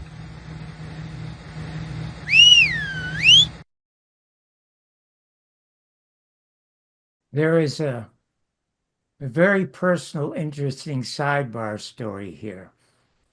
One of my cameramen was a fellow named George Elkins. George did a brilliant job when we made the first movie, The Garrison Tapes, which won the San Sebastian Film Festival Awards. He and I got along very well because he came from a very broken family himself. He never saw his father. His father was in the military. They never saw each other, but the father never divorced the mother. They just never. Anyway, after a massive successful screening of the film, in Santa Monica. The next day, George got a call from his father, and he complimented him on being involved with this very important movie. And he asked George, "You think John would meet with me at Patty's restaurant in Toluca Lake and have a cup of coffee with him, because I have a few things to tell him. I am retired military now, and so I think I could speak a little bit." So George comes over to my house. He says, "Oh my God, you won't believe this. I haven't heard from my father in 25 years. And I get this call because of the movie. Would you go to Patty's and meet him?" So I go to Patty's and meet him. You could tell right away he was military, dressed magnificently, crew cut, sat straight up, drinking a top cup of black coffee, and has me sit down and apologizes to me. He said, "John, oh my God, did I love that film. I'm so proud of my son that he was involved with it. And I had a few things that I wanted to tell you. But I'm retired now. I can only tell you a couple of things. I was second in charge of intelligence in Vietnam for 7 years. And I hated what was going on, but I never said anything. I kept my mouth shut because I just wanted to get away from all this and retire. I'm retired, so I don't want to talk to you. But I could tell you one little story. And he said the story is about the Bay of Pigs, which I understand is when Mr. Garrison thought the failure of the Bay of Pigs is when they first said, "We're going to kill the son of a bitch." And I said, "Yes," he says it very plainly. He says, "Well, I'm going to back you up on that." He said, during the Bay of Pigs, there are about 27 intelligence agencies with a huge map of Cuba on the wall in a massive room in Miami. And what it was basically was not just Cuba, but it was the capital, Havana, okay? Every house, every office. And there were scores of us, some in uniform, some dressed in suits, but all high intelligence. And what we were doing, the FBI, the CIA, naval intelligence, we were picking out our locations after the success of the Bay of Pigs. And we were laughing and joking. It was like a scene out of Stanley Kubrick's fantastic movie, Dr. Strangelove, the big war room. But then the call came that Castro was succeeding at the Bay of Pig and gunning down and arresting our troops, that we were not going to win. So Dulles gets on the phone and calls for immediate air support. And he is denied over the phone so these guys can hear it. There will be no Americans involved in either Vietnam or Cuba. I have said this before, and I'll say it again. Before he got off the phone, they were screaming, "That motherfucker, they ought to shoot that bastard, that son of a bitch." And I'm telling you, John, that is the day they planned the murder of John F. Kennedy. Now, do we have about... Well, I was just going to break in and give out the toll-free numbers in case anybody wants to phone in and listen and speak with the guests and the host. Feel free to give us a call. It's toll-free in the U.S., 888-429-5471. Or if you're overseas, you can always call 323-744-4841. Back to you, John. I thought it was 4831. I must have billboarded it wrong. No, but they can call either number. Oh, that's right. Terrific. Okay. So if we don't, there are so many other things that I want to talk about, but since this, Donald will never get this out of his system because he is not only a brilliant writer, but he's in love with the subject. And the same thing with Jane Mansfield. They will go to their graves still writing about John Kennedy and Martin Luther King and all the cruelties. And, we have no more deep state in the United States. They came to the surface when they did all these murders in the 60s. But with me, I'm 91 for crying out loud. And I've spent over $1 million. I've never gotten paid for one of these films that I made, and I'm thankful of it. When I was working on Real People, I was getting $23,000 for a show. And everybody asked me, well, geez, don't you miss that? And I said, no, because I never did anything for money. I just love what it is I'm doing. So since this is going to be the last for me, if we have about 20 minutes left, just amazing. 2 months ago, my wife, Sarita, in the olden days before, I forgot how to tie a knot.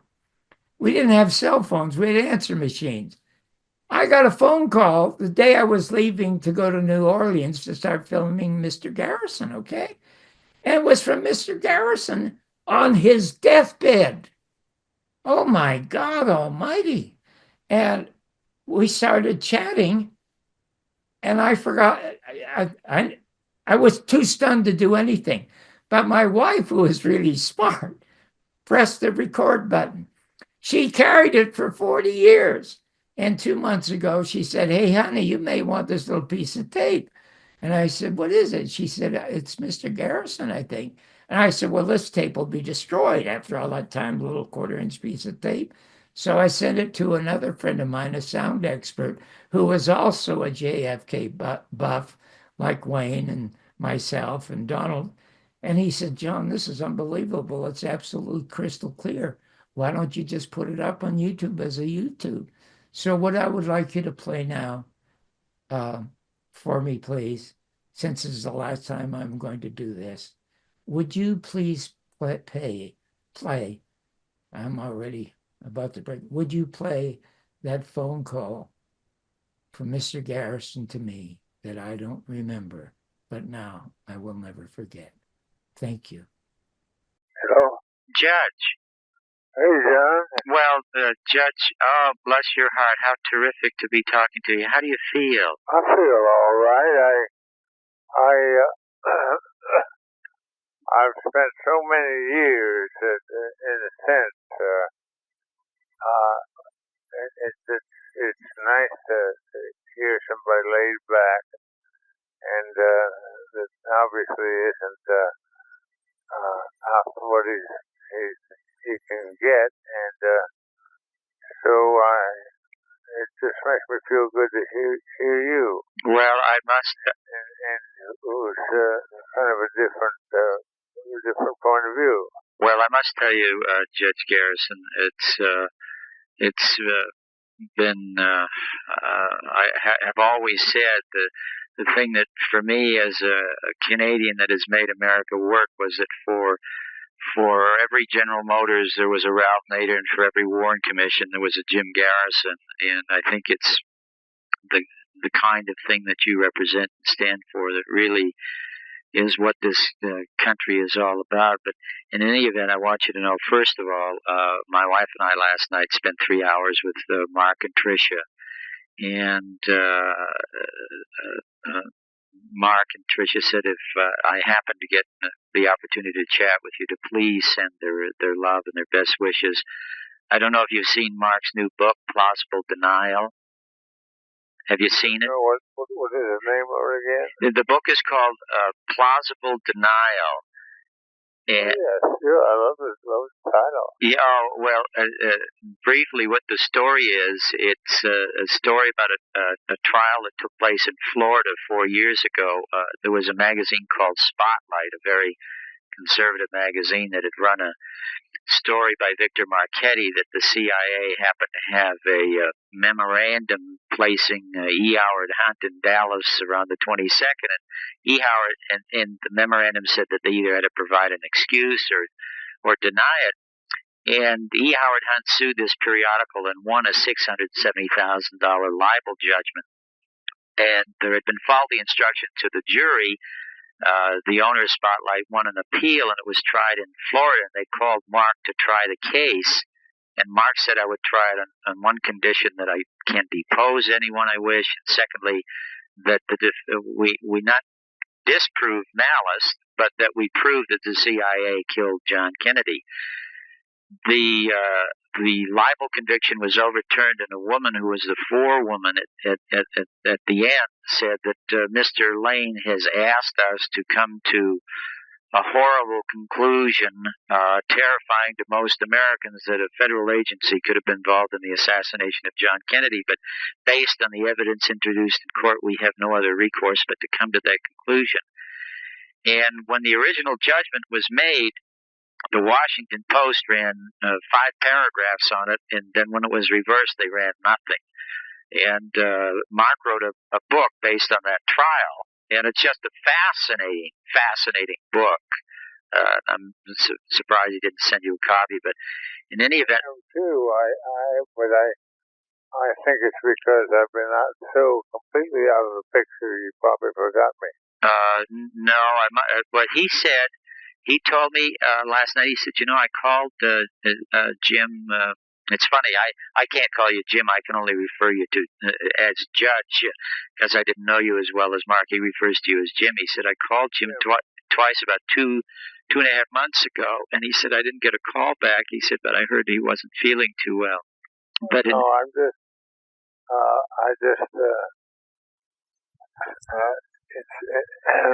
sometimes I just plan to return the call and don't get around to it. And no excuse for the way I've gotten over the years, but my hobby is in a way of if nobody really needs me, I tend to let them forget me. Well, the truth is, Jim, Judge, they do. And, the truth is, they need you more than ever, quite frankly.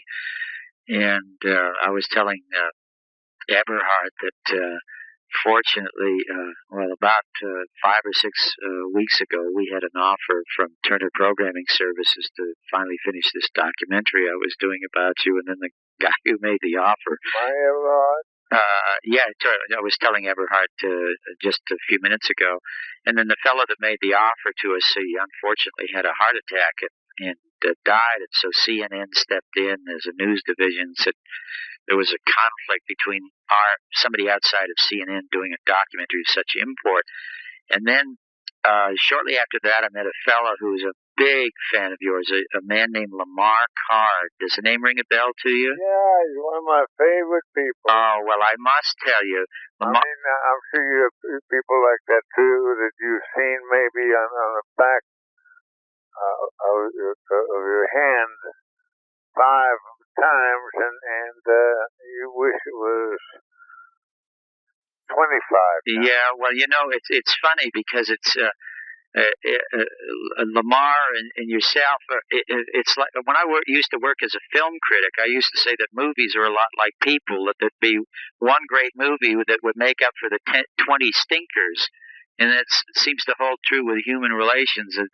One person you run across makes up for all the 20 terrible ones. But Lamar called me when Lamar knew of this project that I have been trying for 10 years to do about you. He got so excited. Mostly, he just makes movies, and he said we've never been involved with a documentary, but he says I love Jim. I just love him. And he told me about how he had met you and how he had tried to get Trail of the Assassins done earlier, and so in any event, he called me Friday. And because I was going to mortgage, my wife and I were going to mortgage a piece of property and take the money to finish the documentary ourselves. And he called me Friday and he said, I got some money for you to go out and finish Jim's documentary. So he's really thrilled. And he would be delighted to know that I spoke to you today. He called me late last night after he'd finished reading Mark's book, and he wanted to know how my dinner had gone with Mark. And he said, "Oh God, I'm so happy." He said, "If you get to talk to Jim, just tell him how enthused we are about finally letting him tell his own story." And I said, "Quite frankly, Lamar, I think the judge has been very ill, and I've been talking to Virginia or Elizabeth or Eberhard, and I don't know that I'll ever get a chance to talk to Jim again. So I can't tell you how honored I am to be chatting with you on the phone now. What we're doing now, my son, my wife, and I, we're putting together a production schedule, and we're going to be going to Washington and to Philadelphia and to Dallas and to New Orleans. And when we get down to New Orleans, we wanted to talk to a couple of members of your staff. Are you still in touch with some of the people with whom you worked? Oh, yes, very much. And very much. But I've got a low profile, which is, I find my favorite posture. And the great thing about it is if you keep it in low profile enough, nobody knows where you are. Uh-huh. And so one of the things that, for example, recently somebody called me and had a hell of a time trying to locate me, and I decided overnight to just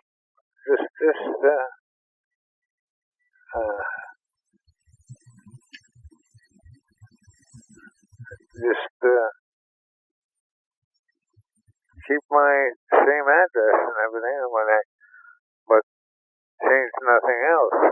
So one day somebody called me and couldn't believe it, and wanted to know what my real address was, and I said it's the same thing as in the phone book in New Orleans. That's funny. It's what's the address here? That's funny. Well, do you still talk to Jim Alcott or Lou Ivan? Oh, do I? Alcott, yeah, Alcock. Do I still talk to them? If in my book, I felt so strongly about them that my book. Did you get around to reading it? Oh, I've read it 4 times. That's wonderful. That's more than I read it. But anyway, the great thing about it is,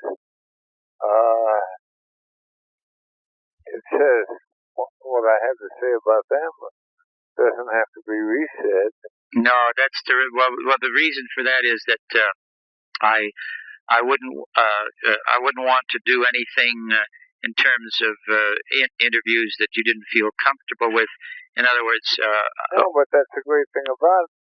I know that that's the case with regard to them and about me and vice versa. And in other words, if I called Jim or Lou or any of the Charlie, the guys that worked with you, and told them that I wanted to come out and talk to them about their days working with you, would they be cooperative? To say the least. Oh, well, that's wonderful. And I'd love to be encountering them again. Oh, Jim, that would have an excuse to talk to. Oh, well, that would be wonderful. Well, listen, Judge, I don't want to tire you out. I really, really appreciate the fact that we're chatting, and I'm thrilled that you're feeling better. And give our love to Eberhard and Virginia and Elizabeth. They've been terrific every time I've called, and I will be calling your family probably within the next week or week and a half to let them know when we're going to be in New Orleans, because we're going to spend at least a week down there. And I'm just so. Ev's right here, put the 2 away, so just you don't even have to call and say you're calling him. Because if you call to tell him you're going to call, he would say, why is he going to say he's calling if he's going to call? Oh, well, Judge. He wants to just call. Well, Judge, thank you very, very much, and you get some rest now. And please. It's in the phone book. Okay. He's in the phone book. not his phone book information. Okay. But no, I am Jim Garrison. Okay. Well, listen, you hang on because we all need you. And I will be calling within the next week or so. And I think when this documentary is finished, it's called, by the way, it's called The Killing of John Kennedy, The Case of Jim Garrison. And when you see it, you're going to be very, very, very proud of it. So is your family. That's wonderful. Okay, Jim, thank you. The nice thing about it is all of this is happening at the perfect time for everybody, because I'm literally retired now. I'm not looking for things to do at all. I'm looking for things not to do. Well, listen, if you want to do something, have Everhard go and pick you up a copy of Mark's book, Plausible Denial. I think you'll be fascinated by it. Well, that sounds great. Yeah, I think you'll be absolutely fascinated by it. In any event, Judge, and also, by the way, if you just feel like chatting anytime, there's always our offices in our home.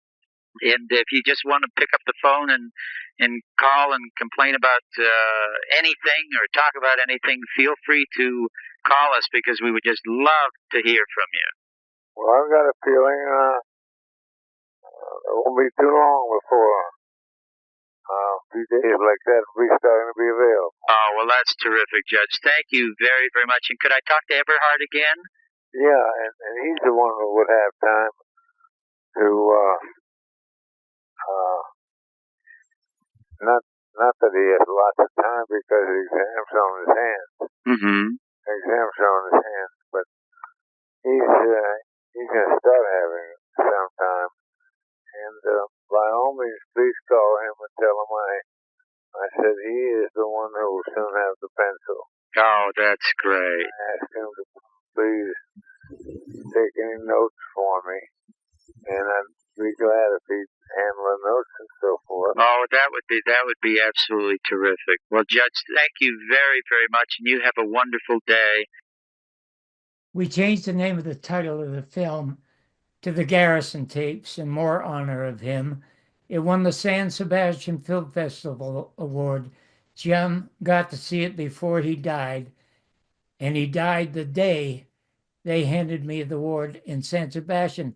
Don in Texas, do I have just a couple of minutes? And would Wayne and Don have a couple of minutes to say goodbye? Well, of course, take as long as you need. Actually, you can have as long as you like. If you need another 30 minutes, have some fun. I'm loving this show, and I just truly am riveted. So please. Oh, well, thank you so much. I just got a message from a lady named Irina Clark, a very smart blonde lady. When we were making the second film, we did a lot of people on the street. And she made the smartest comment directed toward Walter Cronkite. So we left it in the film. Everybody said it's the smartest comment. Well, she just sent me the most interesting note. She said, we now have a convicted criminal in the White House. And when he is inaugurated, the Marine Band is going to be playing Hail to the Thief. So we've had a thief in the White House. So now, if you were president of the United States, what would you do? Which I thought was a really great question. She said, because obviously you were convicted of a couple of crimes when you were a youngster. You're 91. I mean, he's 78. You're a little old. But listen, you look almost as good as he did. What would you do? Well, it's very simple. What I would do if I were president of the United States. And Irina, thank you so much for the question. The first thing I would do, I would reverse the Communications Act. That horrible piece of fascist legislation that now puts free speech in the hands of 6 corporations. I mean, a president can do it with a stroke of the pen. So hopefully the second time around, Trump will, which he certainly didn't do the first time.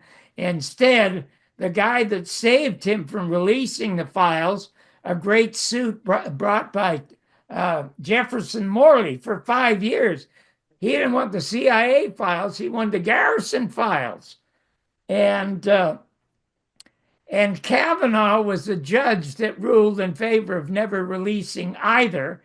And Trump appointed this guy immediately to the Supreme Court. Now, a lot of people are contacting me because they think Bobby Kennedy Jr., now that he's with Trump, they get the files open. Believe me, psychologically, I said this before, Donald Trump will never open those files because that story will become a lot bigger than his egomania. Okay, so now that's the first thing I do. The second thing that I would do, do you know how many war criminals became mega millionaires from fake wars? Lyndon Johnson, the two Bushes, and the people who supported them on Wall Street, the companies that supported them, the McNamara's that supported them, they became billionaires. You know what I would do? I would confiscate 75% of their wealth. It was wealth earned with genocide and war crimes. And I would give every single living veteran, whether he is harmed or whole, an equal piece of that wealth.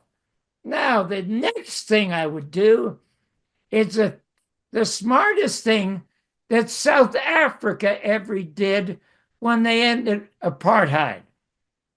There is going to be nothing but trouble in this country for the next 4 years. From those who love Trump, from those who don't love Trump, it is never going away, and nobody's ever going to adjust to it. Those people who are hung up on him are hung up on him. Those people who don't like him have a lot of reason not to like him. Me personally, first time around, I never called him president because that's a word of honor. I only call him by first name, Trump. I mean, I mentioned before, I was alive when John Kennedy was alive. So much wit and so much charm. I mean, everything. And they're talking now maybe he'll bring peace. You know what his peace plan is? Hey, Vance, see that chick over there with the shapely ass? Why don't you go over there and talk to her and see if I can get a piece? That's what his peace plan is going to be about. But in any event, the way the Africans solved the problem at the end of apartheid, because there was so much, there were actual killings.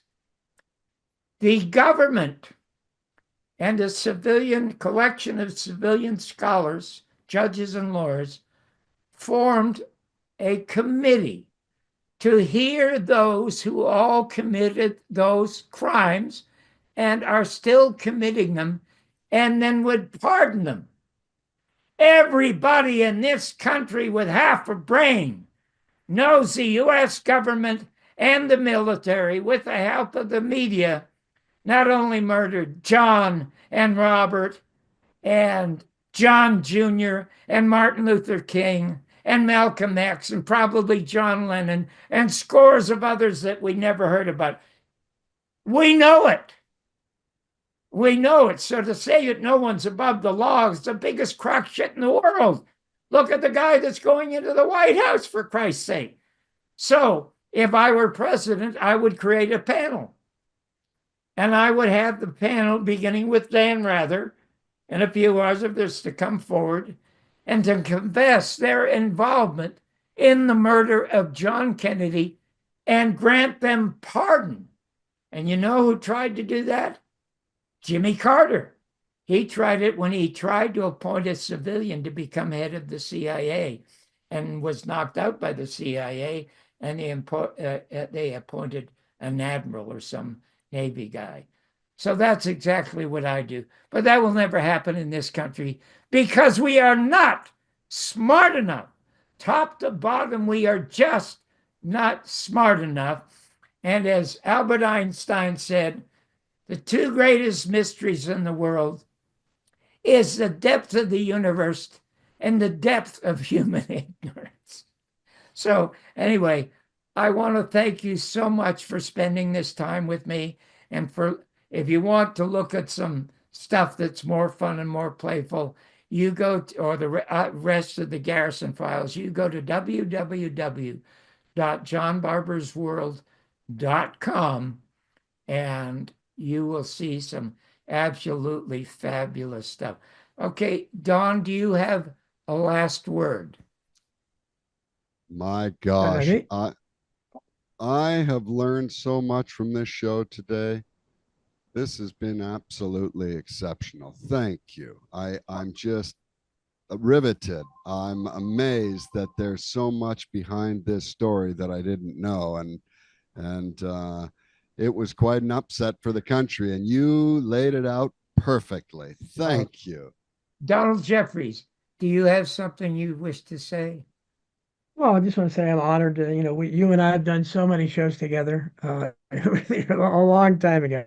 I've been your humble sidekick many times, and I've heard your stories, and just it's fascinating because I never get tired of them because you're the reason why I'm so attracted to you is because you have, I love old Hollywood. I wrote the book on Borrowed Fame, for which you wrote the forward to, and you cross into both of my worlds, because I love old Hollywood, the golden age of Hollywood, and you were connected to that directly, and then of course the JFK assassination, and so there's some overlap there. So it's wonderful being on the show with you, and I'm in awe of you, and it's wonderful that you've left this legacy, and I hope this isn't the last thing you do. You said that before, though, so I suspect you'll make another wasn't going to comeback. post anymore. And Wayne, do you have the last word? Well, but before we go into Wayne, I just want to let you know we've got now several callers already calling in. If you want to take them, the first one, or you. No, go ahead. Okay, we have a Len. We have a Len from Canada up next. Len, welcome to the program. Oh, it must be Len. Len. Yep. Hello, John. Oh my God, Len Osanic made such marvelous contributions to the second movie. He is the guy that runs Black Op Radio. He was Fletcher Prouty's closest friend, and Fletcher. Okay. I just phoned in to congratulate you. Yeah, I can't believe what a great job you've done. Oh God, Len, thank you so much. So, oh my gosh, that is so sweet of you. So I'm going to have Wayne say goodbye. Oh my God, a compliment from you. Oh my God, it's getting. Oh, thank you so much. All right. It was just a great show. Oh my God, thank you. Okay, Wayne, your last question. Okay. Yes, I appreciate the opportunity to join you on this Friday, November 22nd, 2024. It was a Friday, November 22nd, 1963. I was in the fourth grade, and it's seared into my memory. I remember everything, like every minute.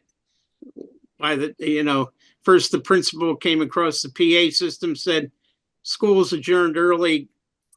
Your parents will tell you why we're adjourned, so everybody goes straight home." I just two quick postscripts. About 5 years after John F. Kennedy Jr.'s plane went down, I was contacted by his flight instructor.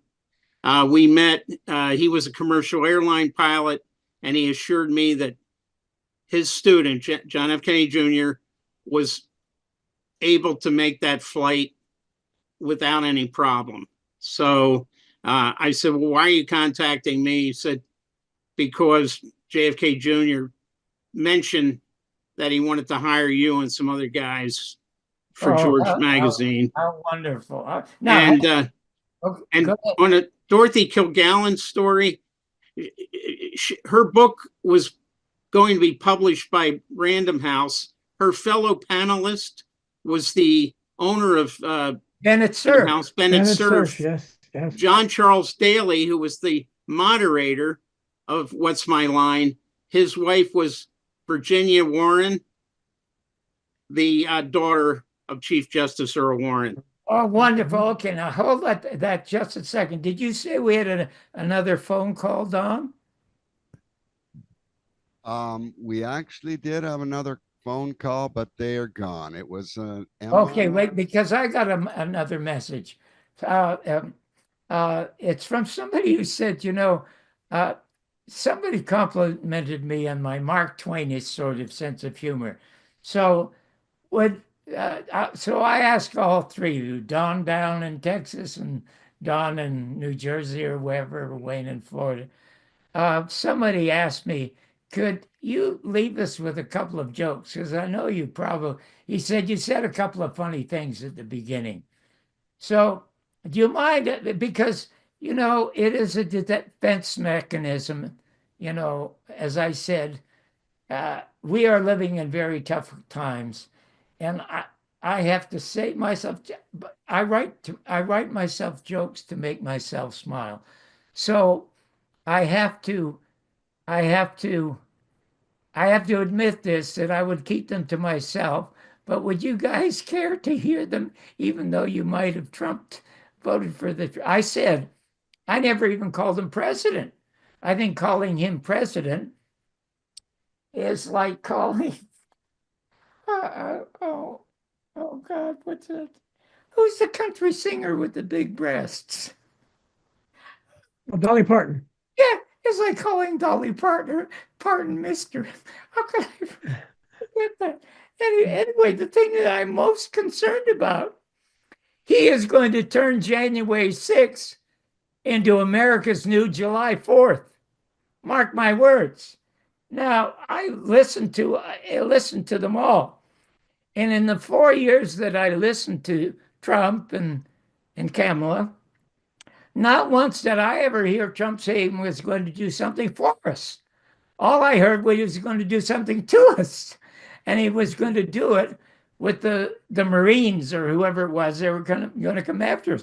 And, if this were a movie, it would be Death Wish 6 with Charlie Bronson out for revenge. That's exactly what it would be. And listen, he will seek revenge on anybody, even the blind. Now, this is really sick, but I just have to say it because it could be true. There are 4 or 5 brilliant blind podcasters who were really anti-Trump with hundreds of thousands of listeners. They couldn't be viewers because they were blind. Okay. So what he is going to do, because he's such a bully, he's going to go after them and he's going to confiscate their white canes. That's the first thing he's going to do. And then who is this? Kristi Noem. This is the South Dakota governor who shot her puppy in the face because the puppy wouldn't take orders. Well, he's got a new assignment for her. She is going to shoot all of their seeing eye dogs. So that's right out of Bill. Now get this. He says, he is really out to deport 20 million aliens. Now, I'm just glad that I got my citizenship and my green card and all that, but he might revoke a lot of those for a lot of people. And he is very serious about that. Hopefully, it's just in buses and not like in boxcars in Germany in the 30s, okay? It's just in boxcars. The Statue of Liberty is 305 feet tall. And on the bottom of it is an inscription that I literally embraced when I went to went to New York as an American when I got my citizenship handed to me by Senator John Tenney. I got a picture of myself kissing that. Give us your poor and huddled masses, because I was one of them. Now, Trump wants to get rid of all of that. So he has asked France to take that statue away and replace it with another French gift, a 305-foot guillotine. And they're going to write underneath that, you come here without papers and you're going to stick your neck out. Well, listen, I got to tell you, I learned long ago, if you can do nothing about it, you just forget about it, adjust to it, and live with it. And that is what I do. I'm going to do with this guy named Trump, who is the next guy to occupy the Oval Office, where, unlike Bill Clinton, I can guarantee you he's not as degenerate as him, so there will not be blowjobs in the Oval Office. I can promise you that.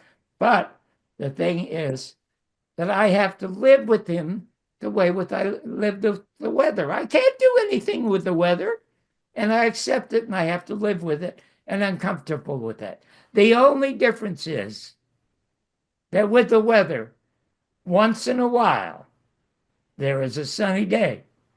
So I hope for those who did vote for him, who didn't vote for him, everything turns out to be a sunny day for you. Because to me, there is nothing more wonderful than people. But, you know, people ask me all the time, what attracts you to people? And I say, first of all, it's intelligence, it's charm, and it's a sense of humor, and it's character. But character trumps them all. God, isn't that a terrible word, trumps them all? Because he has no character or none of the other stuff. So, but that's just me, okay? And I can live with it. And a couple of my best friends, with whom I absolutely love as friends, voted for Trump, and I still hug and embrace them because I prefer them as people over their politics, which are not important. And so I wish you all love, luck, and most of all, laughter. So thank you very, very much for being here.